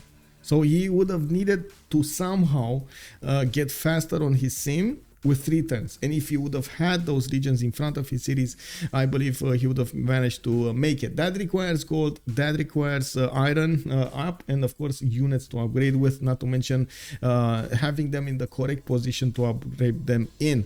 It's tricky. It's tricky because these Mvembas are extremely quick. You've seen how fast they got to their opponent's cities. He had to get the general at the same time, and it just, yeah. It went sideways very quickly here. Is Leech saying okay, or what is he doing? He didn't vote yet. I really hope he's okay. He voted. Just 2 settlers. Okay, is that the game basically already won for Ulyss? Basically, but not there yet. They didn't really break the will of DShark. They're going to need to break the will of DShark. We got a Gran Colombian attack coming up on Maya. Looks like Maya did manage to get a few more heavy chariots to upgrade his knights, and of course we do need to see if Riggy is going to manage to defend this, to attack into this. I mean, is the attacker and Maya defend this. We do have Maya also pushing through the north, through the Scottish defenses, trying to do a few pillages over there. This is just a pillaging army. This is not to take over cities. That's it, you know. Grief squad. We do have Congo's units actually managing to do the same amount of damage against the swordsman as they take only 10, 59 with the extra +5, and of course we do need to see if there's going to be any kind of movement here from France. At the moment he's definitely not interested. He's simming away, did get Ancestral Hall and placed a lot of cities, is still getting his chateaus done for that extra culture and the extra gold you're gonna get. Very important to actually get them next to the river and next to those amenities. He's gonna get quite a bit of culture with it. On 105 science and 58 culture, it does seem like now he's going for ironworking. He's gonna need to go, let's see, ironworking. Whoa, okay, so castles is right after ironworking. I would really hope we're gonna see horses coming out from him, from his cities now. He would really need to get some horses, like 7-8 horses over here, send them towards Spain, and that would be it. One of the issues attacking into Spain is how the land is because you do have these one-tile chokes through which you can't triple shot a unit, you can't overwhelm it, so you need a significantly more strength to punch through the one-tile chokes. Of course, we do have ancient walls coming up from Bilbao. I do have to mention this is a relatively easy city to take. You can actually get multiple catapults across those lakes to attack into the city center, and just use a single unit to take it out after you do the damage with the catapults or crossbows or whatever you want to use. Of course, it is going to be hard for Spain also to defend this because of the same reasons. There's not a lot of space behind these cities, and they can't shoot properly to actually attack into these units, like this over here and this over here. The two ones are the perfect placement to attack into the city of Bilbao. We do have Spain also seeing what's going on in the north. He has an Mvemba that he's shooting down, and that Mvemba is gonna die, but not before he's gonna get the pillage. The Roman settler is still moving to the north of Ayutthaya, looking at what's going on in the situation here. Rome is looking like he's starting to run out of steam here, and his units are getting overwhelmed. The legions are not all benefiting from the great general bonus, and these Congo units do have catapults behind them. The catapults are starting to get the promotions in for the extra +7, the grape shot, and of course you do see that they're actually doing significant damage against these legions. Very hard to withstand this attack. So he's chipping away at the Roman defenses.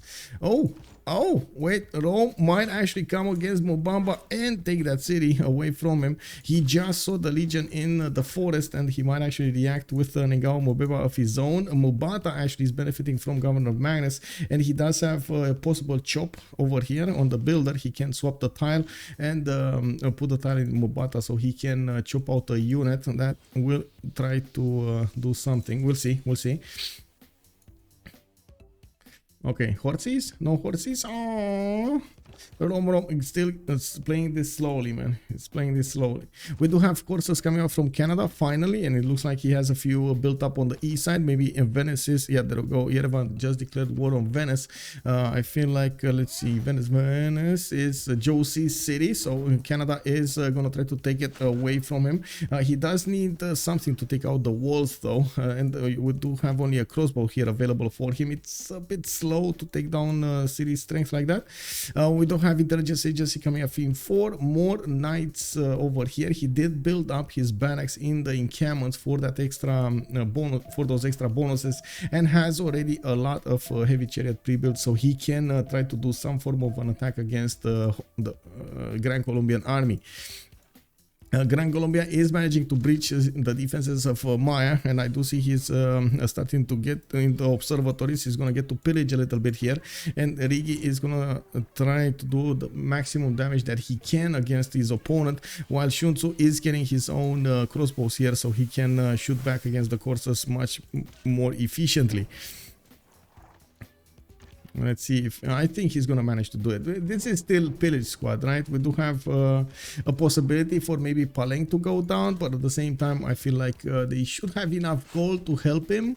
It's more of an issue of Sun-Tzu asking for that gold. Let's see. Okay, more damage here. Okay. Not okay. There we go. We actually have Spain overdoing this. He did manage to get a lot of swordsmen in the southeast. He knows the power of the Congo Mvemba, so he tried to get as many units of his as possible. We got Joce going for his military tactics here in 4 turns. No, switching to education. Okay, so he's not really going directly for that.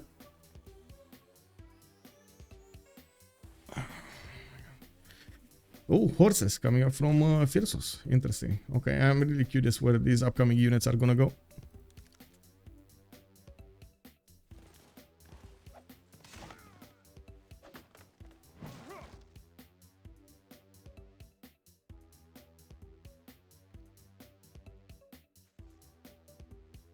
Guys, give me a second over here. I have to really do something.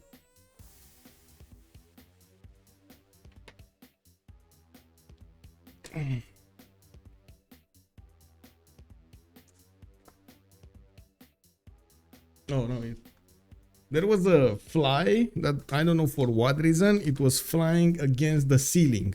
You know that when that happens, it just and he tries to go against the ceiling and the ceiling doesn't move, and he's like, and I was like, let me put you out of your misery, man. But it's not there. Okay, so I guess it flew away. It's fine. Oh yeah, got the buzz is real. I don't know if you can hear it. I hope you don't hear it. Congo must have insane production. Yeah, and Bata being put under siege. We do have the counterattack of the Roman armies, and of course, Mvemba doesn't have actually a unit inside of it. There are Ngao's reposition here. We got a few horses that are also gonna get in there, and they might actually do enough damage to get it from under siege. Now, is he gonna manage to save the city? That's a big question. The horse will need to shift under inside of the city of Mvemba to increase its strength, and of course, we do have these horses that still can pillage the tiles even if they don't take the city. Wow, these Roman units are definitely not strong enough against the Mvembas. Oh my god. Well, is Roman oligarchy? Okay, he has oligarchy legacy. It's fine. Okay, it's fine. Okay, we got Sun-Tzu here moved down. It looks like he's going to need to move it back on the front line there. One horse did go in Mvemba, so that's actually gonna gonna save the city. That city saved. It's fine. Let's see on Romrom. We do have industrial zones. We got intelligence agency finishing up in 2 turns. He still didn't get coursers and doesn't have a spy from what I can see in any of his opponent's cities. We do have a few Gran Colombian coursers still trying to do the pillages here against his opponent Maya, while there is an attack from Scotland also. Going on the offense with a few catapults, and I do see upcoming trebuchets. He's pushing through the north as well, trying to get the coursers around the armies of Maya, while Tsunatunik doesn't really have walls at the moment. He does benefit from 2 knights defending that city center. Now we're going to need to see if Scotland is going to manage to push through. The biggest thing is the forest between them. These crossbows don't have the visibility, the upper ground to actually attack above the forest. What do you say? Is it above the forest? How to say when you jump shot? Like, is it above the forest? You attack above the forest? Is there like a dedicated word to explain? It's like around, but up on top. Did you know when flies dive? It's because they're trying to leave little. What? Over. Okay, over the forest. That's what. Okay, there we go. I was missing that word. Wow. Okay, I'm sorry. I was missing that word.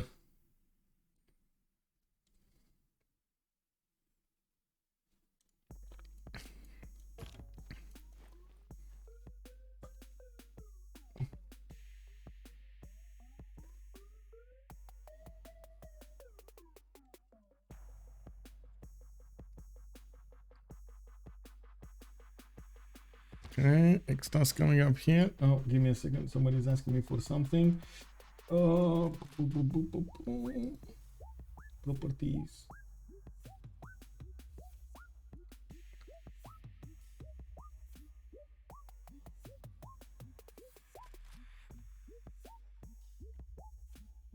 There we go. Okay, so it looks like the moment Phyrsos is not going to push forward. He's still retreating his Mvembas and doesn't have an upcoming army. He did manage to deal with the threat of Mvemba, and of course one single legion remains over here to threaten the city and the defenses of Congo. He might just take out one Mvemba and that's it. Also the units focusing down Spain did their job. They did force Spain to stay low in stats, and we don't actually see him getting that much gold in return. 68 gold per turn now from Joce, with Riggy on -11, EXTAZZ is 0, while Pipo is, yes, on 24, but he's also starting to build up a bigger army, and it is all up to him to try to do something in the game. We might actually see Chuck there with 81 science and 85 culture managed to get another city in the form of Venice, and he is managing to take that down. Yeah, he's with the courses with the knights and the crossbows helping him out. And the high ground, yeah, okay. Flies are weird. Yeah, flies are weird. I don't know how he got in though. Anyway, I think it's like I've seen flies fly against like, you know, windows, but not against direct walls. You know, like that was quite disturbing over there. I don't know what happened to it. It was, you know, it was just flying against the ceiling, trying to push it, you know. Oh my god, that was a big fly, man. What can I say? Big muscles, big fly. I guess those extra sets of eyes don't actually help you out that much. Venice has been defeated, so we do have a 6th city coming up for Chuck. He is also opening up the lands to the southeast here towards Cardiff, so he can settle at least one more city. Not to mention he does have 2 more cities close to the north. He has his army ready to go, just needs to put the gold in to get the upgrades going. And I do see catapults on the way here from the production of Ottawa, getting the universities going, so he gets a significant advantage in the stats over Riggy. Now Romrom here in the middle of the land, he kept on simming, and I do see him starting to get his campuses from his capital, not to mention his campus research grants. Makes me think we got Newton, and yes, indeed, we got Newton. Universities provide him with a +2 science, and I'm pretty sure he's going to want to get that. With more campuses coming alive here, it wouldn't be uncommon to see him jump over 200 science really quickly. That means coursers, camps can come out to play. I do have to say, even though at the beginning of the game we thought that this patch of land is going to be a bit underwhelming, we might actually see the Guard Imperials use it. Like, look at that, Bilbao is on it, Madrid is on it, Toledo is on it, Cordoba is on it. All of this land over here, it does open up after a while. Horse flies are even worse than house flies though. Yeah, I guess. I mean, this was a big fly. I don't know if it's like, I think it's a normal fly, like not a big insect, like not a small insect, but a bigger one. Yes, I think he's Irish, right? I think you said you're Irish, right? Yep. We do have a wall of Congo units trying to just stop Spain and keep him on his toes over here, while on the west side it looks like the city of Palenque is starting to lose his fortification health. We do have a Scottish knight over there next to Palenque waiting to do the final damage, while Gran Colombia is still fighting off the Mayan units. More crossbows are coming out to fight to help out with the defense, while Tsunantuni finally started to build the walls up in the north. More of these heavy chariots are also coming online, so he can get more knights out, and it does look like Scotland is managing to breach through the defenses of the north. Will this matter though in the long-term gameplay? Will this matter? We do of course need Pipo to keep on simming so he can come back into this after this war. And we do need him to out-sim as much as possible France. While I say this, I do have to point out Phyrsos over here is will have available cities to also keep on placing to the southeast, to the west side here, and not to mention to the north. Doesn't really care about Rome anymore. He's more moving his units in the defensive so he can get some heals popping off, and also keep his or I should say get the upgrades going for these units. Yet he didn't get the technologies yet, but he definitely has the science to get them. 112 production, he improved most of his territory, and of course did manage to do the power spike against Spain and Rome, basically erailing Rome, while he did manage to force Spain to get the defense. Lubin's calling it out. He will BGG soon. Yeah, I mean, yeah, we might feel that. I gotta say, it might happen. We do need to see the golden ages here. Philip II did go for pen, brush, and voice. We did have Pipo, pen, brush, and voice. Romrom, free inquiry, golden age. That's the reason he's getting so much science. Not only that, he's making the projects and getting more campuses going. He did choose to get his science from his commercials alongside everything else. Okay, very nice. 140 gold per turn, 176 science with 188 production. It means beauty, hints why I put inside beauty. Yeah, very nice, very nice.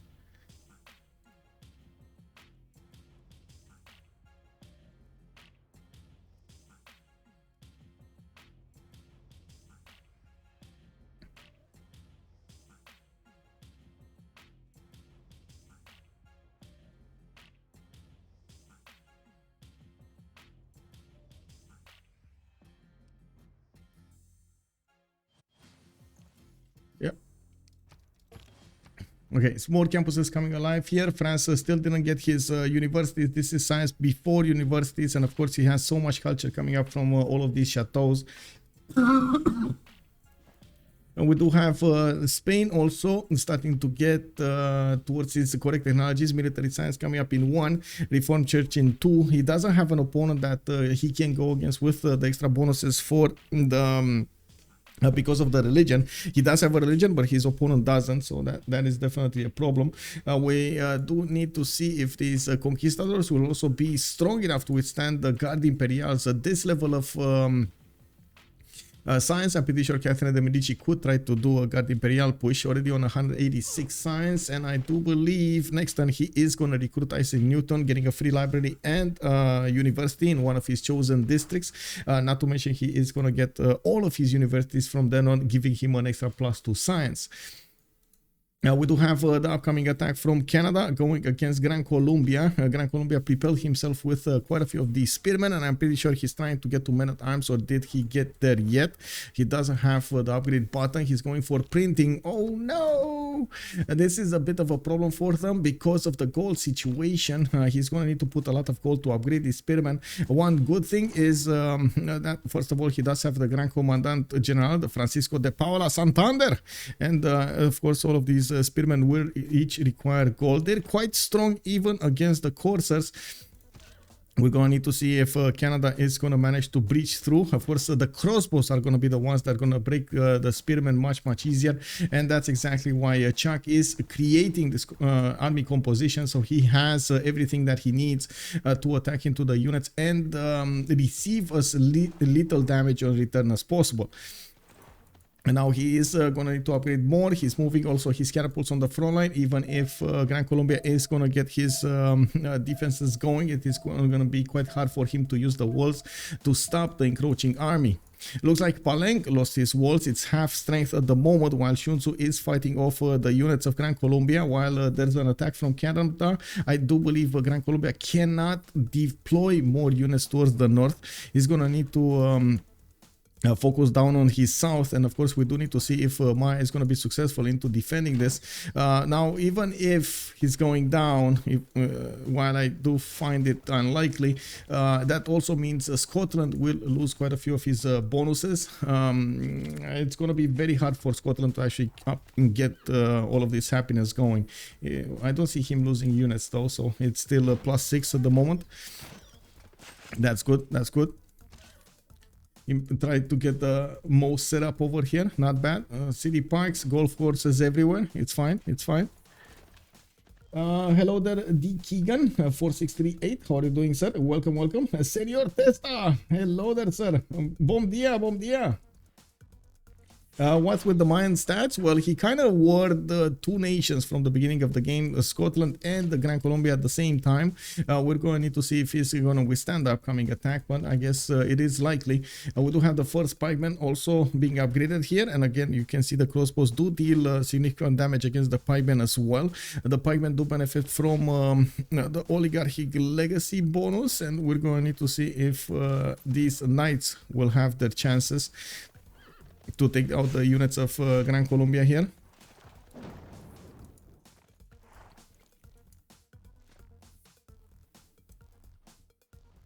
We do have upcoming coursers from Buela. These are going to be quite strong, attacking into the legions with 68 attack strength against the legions. You can imagine this is going to be much faster. And of course, now we're arriving at that tipping point that I was talking about earlier. Congo has significantly more stats than his opponent, and he has more technologies than him. He can upgrade. He has the gold to upkeep everything, and of course, he is going to manage to overwhelm the armies of Rome. Is he going to go directly to take over Cume and Rome, or is he going to try to do anything against Spain? I feel like Spain at the moment is kind of safe, especially when he's going to get his conquistadors. He's about one technology away. His stirrups right now, he got military engineering, so he just needs gunpowder for the conquistadors. Lee, hello there, ma'am. Long time no see. How have you been doing? Hello there. Welcome, welcome. Also, if he's saying, I think if I get a computer, it would be cool to try casting or playing for a team. Yeah. Well, you're more than welcome to, man. It would be really cool indeed. Also, funny guy 2223. Hello there, sir. Good evening. Good evening. Let's see, Paleng looks like it's gonna survive another day. Tsunantuni got taken over from the north, and we do have to see if Maya is gonna have enough strength. No, Paleng goes down. We do have Sun-Tzu with a bit of a problem here. He lost 2 cities, and yes, he's gonna try to defend behind his rivers. We do have from the south the encroaching Canadian army coming against Gran Colombia, while he's going to try to use these crossbows to break the defenses. We're going to need to see if Riggy is going to manage to withstand this. Still, the biggest issue is Romrom in the middle of the land here. He's just simming away. He does have 176 science with 96 culture, significantly more than everybody else. We do need to see what is he going to choose to go on the offense with, and I'm pretty sure it is going to be something very powerful. We do have Congo actually choosing his target. He is going to go against the remaining army of Rome, and we do have him needing to take out the horses, the crossbows, and of course these remaining legions here, so he can keep on moving towards Cume and the capital city of Rome. Now Congo still had those catapults, and you can see he's trying to defend them as much as possible to keep the promotions on them, and also have available upgrades for them.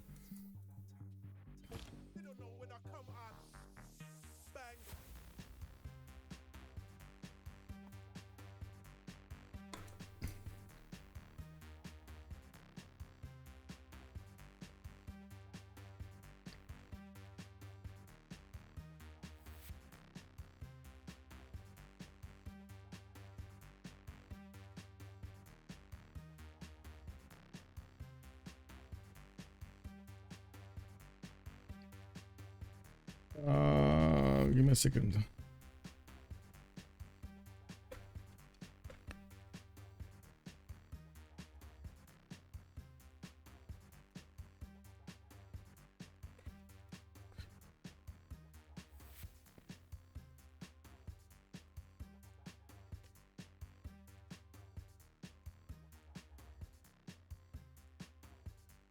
Okay, so we do have Congo dealing with the southeastern units. It looks like he's going to move on forward towards the remaining army, and with the Corsair 6R movement, he's going to be quite fast going against the cities. We do have a few more knights coming up in the production queues. He's starting to get the merchants. We didn't really pay attention to the merchants because honestly, I think the positioning of the armies, the wars they did, the timings they actually managed to do were more important than even the great merchants, or I should say even the great scientists that they took. While yes, I think they could have ended this game a little bit earlier, now choosing to go for a little later here will allow France to do a much more powerful attack, a much faster takeover of the Spanish territory, and of course we're going to see if Spain is going to manage to get to withstand that attack with conquistadors. We do have Maya actually paying also for that delay over here. We do have him getting attacked by Scotland, while Pipo is 107 science, 159 production. I don't want to see, yeah, there we go. He's starting to suffer in his cities because of amenities, and we're going to need to see if he's managed to pull out. He does have a few more knights on the way to replenish those on the front line, while we do need to see if Maya is going to manage to rebuild his army to defend Wap Cabnal, his capital city, Chichen Itza, and the rest of the remaining cities to the southeast. Now, even if Maya is going to be taken over, I'm certain that France is going to go and liberate him. If one city remains over here, it's going to be easy pickings for the units of France, even going against Pipo. There's going to be a significant difference between Romrom and everybody else in the game when it comes to stats. A lot of cities, 2, 4, 6, 8, 9 cities out. He is benefiting from Newton. He is benefiting from 212 production, and it does have a lot of potential to explode in the next part of the game. More units falling from Rome.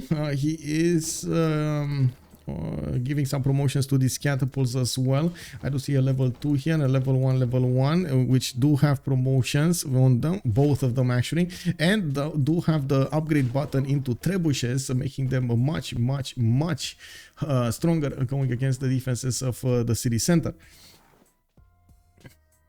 I don't know much about computers though, so this will be tough. Well, I mean, the only way to learn is to do, bro.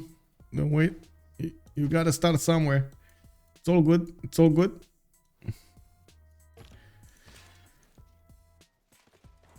Okay, we do have Scottish units moving towards Wap Canal. Of course, the trebuchets also needs to reposition there towards the capital city. We do have Mayan units getting positioned to attack into the knights. They do have a problem, a significant weakness. No general.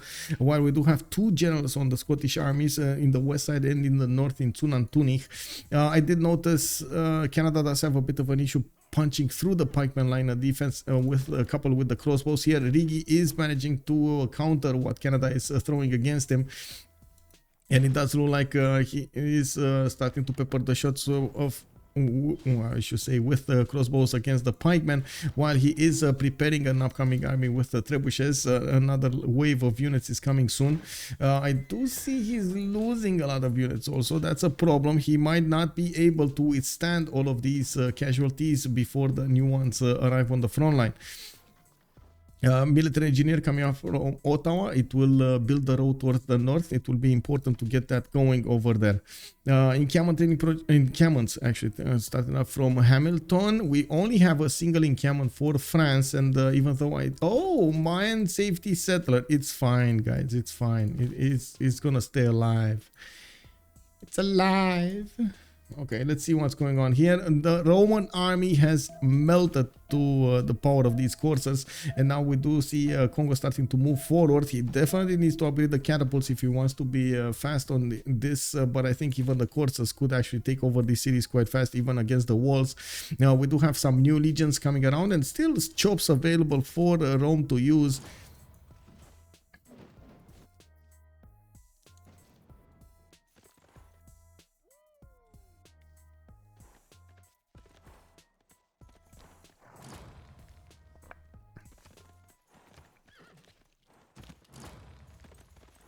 Well, I guess EXTAZZ knows what's coming. We do have Aquilea in the north, and the biggest question is, do they know about Aquilea? They do not know about Aquilea. They don't know. I guess they could know because of the pressure here. You can see if you press on the 8 filter, that's the loyalty filter, you can actually see the loyalty pressure of another city, and it does show you. You can see over here the little icon of Rome. You can quickly get the positioning of that city center, just triangulating the position over here. Though I'm going to play some trades with my phone charger, so it won't be able to chat, but I'll keep this on my one TV. And have a great rest. Thank you so much, thank you so much, and I do hope you're gonna have a great weekend. Mind that chat. I'm thinking a bit. Yeah. Okay, in the city state screen, we do have Ayutthaya being kept by Phyrsos for quite some time now. Mogadishu is being kept by Riggy for some extra gold. Granada has been held by EXTAZZ, but as you can see that EXTAZZ is slowly losing his cities.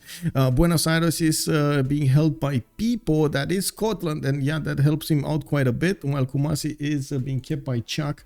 He doesn't really have a city state to trade with, and I don't think he's gonna want to. He's preferring to trade with his ally over here to generate more income and get more stats from their alliance. Now we do need to see if he's gonna manage to breach the defenses of Gran Colombia, while I feel like at the moment Scotland is breaking the defenses of Maya. We do have Maya still fighting on for dear life, getting as many heavy chariots as possible. He has a line of knights here, and from what I do see, he's going to require a few more of these crossbows if he wants to successfully defend this. But I guess you know, you do what you can do and pray for the best. We do not have yet Spain upgrading all of his units into conquistadors. He upgraded some here and there, and these are going to be very powerful units with 59 base. They can do 74 attacking into the Congo Mvembas, definitely doing massive amounts of damage. The biggest issue would be if they are strong enough to attack into France. No, they're not. That's the answer over there. France did get one Corsair, and you can see the Conquistador is actually the same strength on attack as the Corsair is on the defense there. Of course, with all of the bonuses, because Fortify and so on and so forth, it's yeah. We do have Ren getting traders. He's still building up his science count. Romrom is on 229 science and 107 culture. He's gonna get industrialization next time, and he's gonna get an extra point of production on each of these mines, making it easier for him to build factories, having the ability to build factories, and of course get those coal power plants going, significantly increases his production. Is right now on 211, the most production in the game. He is gonna go very, very quickly to a higher number.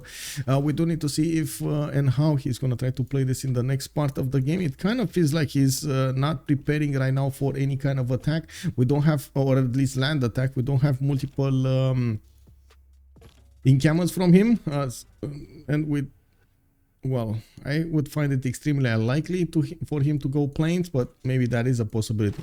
I think they were planning on basically breaking the will of their opponents rather than anything else, rather than going for an attack in the upcoming part of the game. So maybe that's where at the moment it is what it is. Anyway, it is what it is. We're gonna need to see how this is gonna be playing out.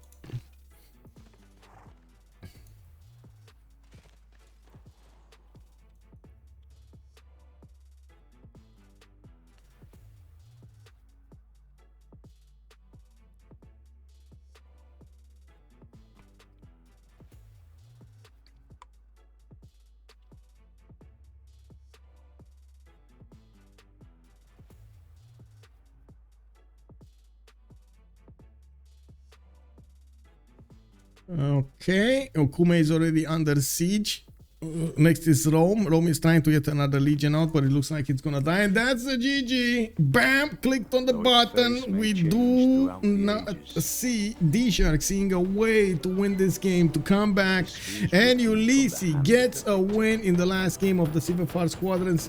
We will have the playoffs started off. We're going to need to see exactly which teams are going to end up there with all of the games finishing. Ulyss gets their last points over here in the last week of the CivFR Squadrons. With an amazing gameplay coming out from Phyrsos, he did manage to pressure his opponent with those Ngao Mvembas, smacking down the Roman defenses before he got his legions.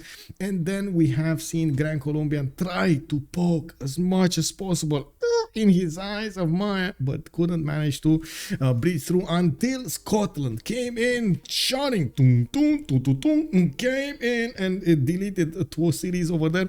Tried to go for the capital city, for the head of the empire of Maya, couldn't get there before they thought it's all over.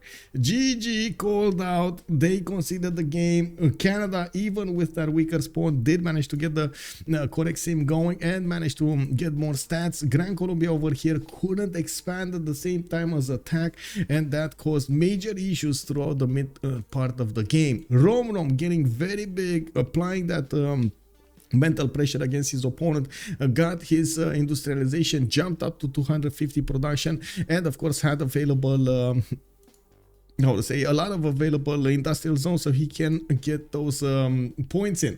Now we're gonna need to jump in, or I should say we would want to jump into the post-game chat, and they're gonna be in the same channel. And I gotta say, since we do have a French caster, Liege and the story, I believe they're casting together, they're probably gonna talk a lot in French. So I do feel it's important for everybody to be there, but I gotta say I will be restraining myself from asking that many questions in English, just to not disturb everybody. So I hope you understand. Let's jump in. This is the French community, and I do hope we're gonna get some answers in English if we can.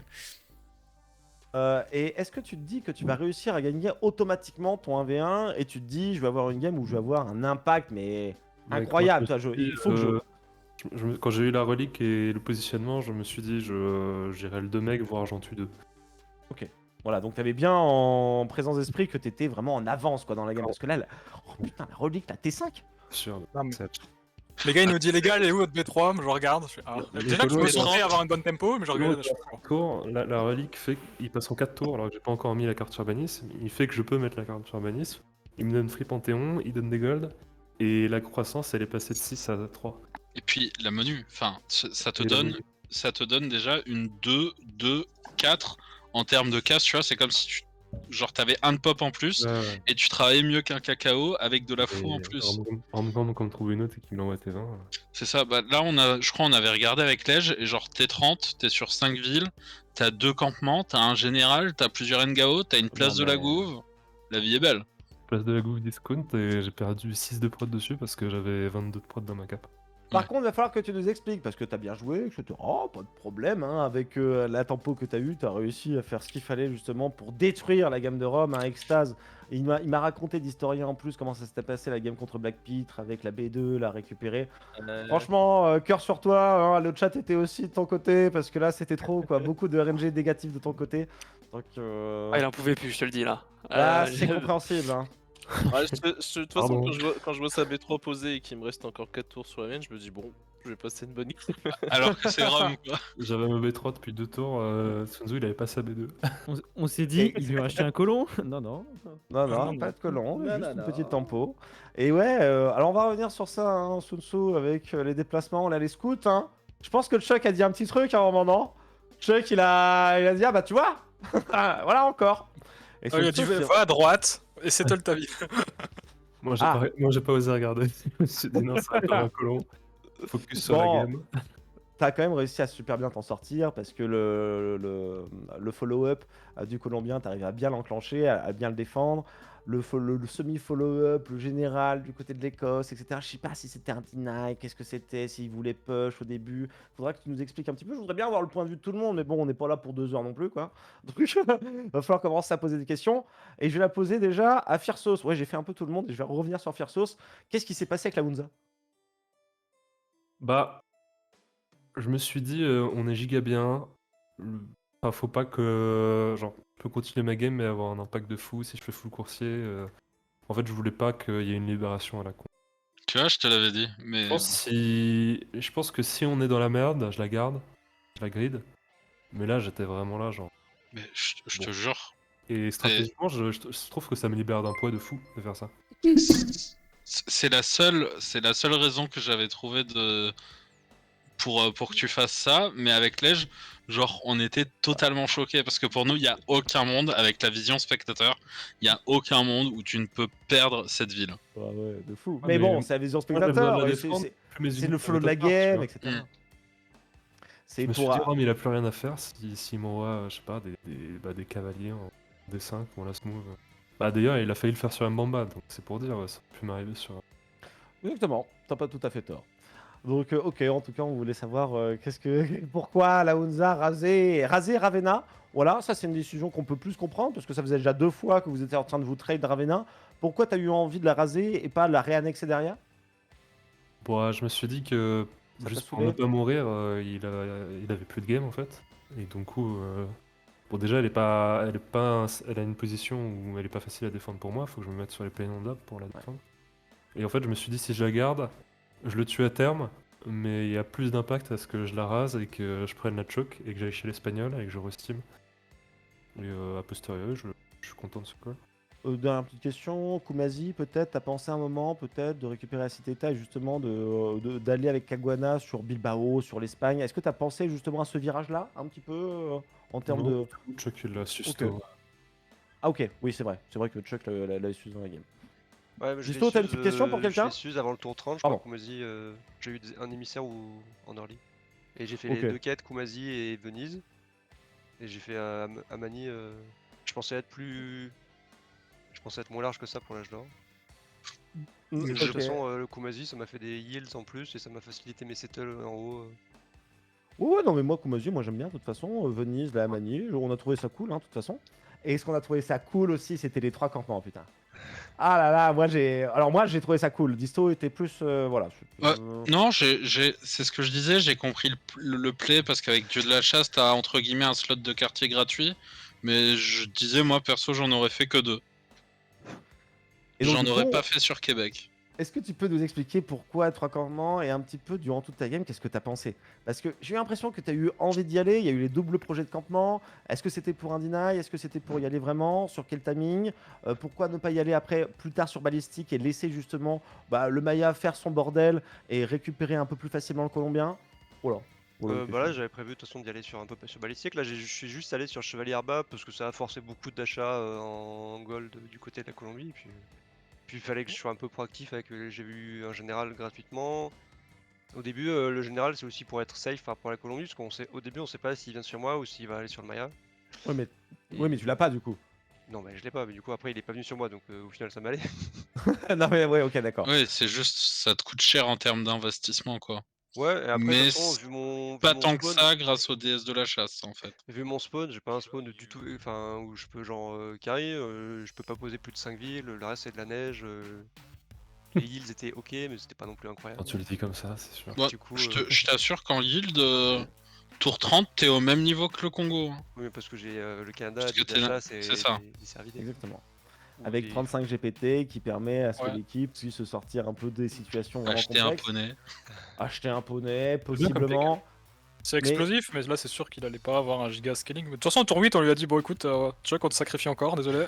Mais Gonna stop it here. I'm pretty sure they're gonna keep on talking over there about the game. I do want to thank everybody for joining us on the stream. I do hope you guys enjoyed the show, and we're gonna see each other in the next one. I'm not sure yet of the game of tomorrow. There are a few games. It's all about my schedule, and during the day I'm gonna go to my parents and have some lunch over there. So it does. I don't need to get at the correct time over here, and I don't want to commit to something before I know that I can actually do it. So it's the upcoming announcement on my Discord will take a little time there, but I do hope you guys are going to understand. And there is a game set up for Sunday, whatever happens tomorrow. I also thank you so much for the follows, for the subs, much appreciated everybody, and I do hope we're gonna see each other in the next one. It's gonna be barbecue Dolce, and we're gonna have a Barbie with some Romanian meat with some steaks, you know, very good, very nice. Marco Diablo with my pleasure, sir, and thank you for joining us. Hi Nick Dave, GG indeed, thank you so much for joining, sir. If you do want to take a look at my schedule, I always keep an up-to-date channel on my Discord. You can take a look over here in the upcoming games channel. I do see we do have all of the games per day, and of course, according to their I would say tournaments, CivFR Squadrons or CPL Premier, we got the Civ6 CWC qualifiers, and I do also keep a channel updated with always the next stream, so you do know exactly at what time I do start streaming. Thank you so much for everything. If you're coming up from YouTube, please don't forget to throw this a thumbs up. If you enjoyed the content, I totally understand. If you didn't, I'm gonna try my best to get better, and I do hope you are gonna see the results of that, the results of my efforts. Let's see each other in the next one. Have a good evening, everybody, and of course a good start of the weekend. Friday night, it's here. Have a good evening. Bye bye.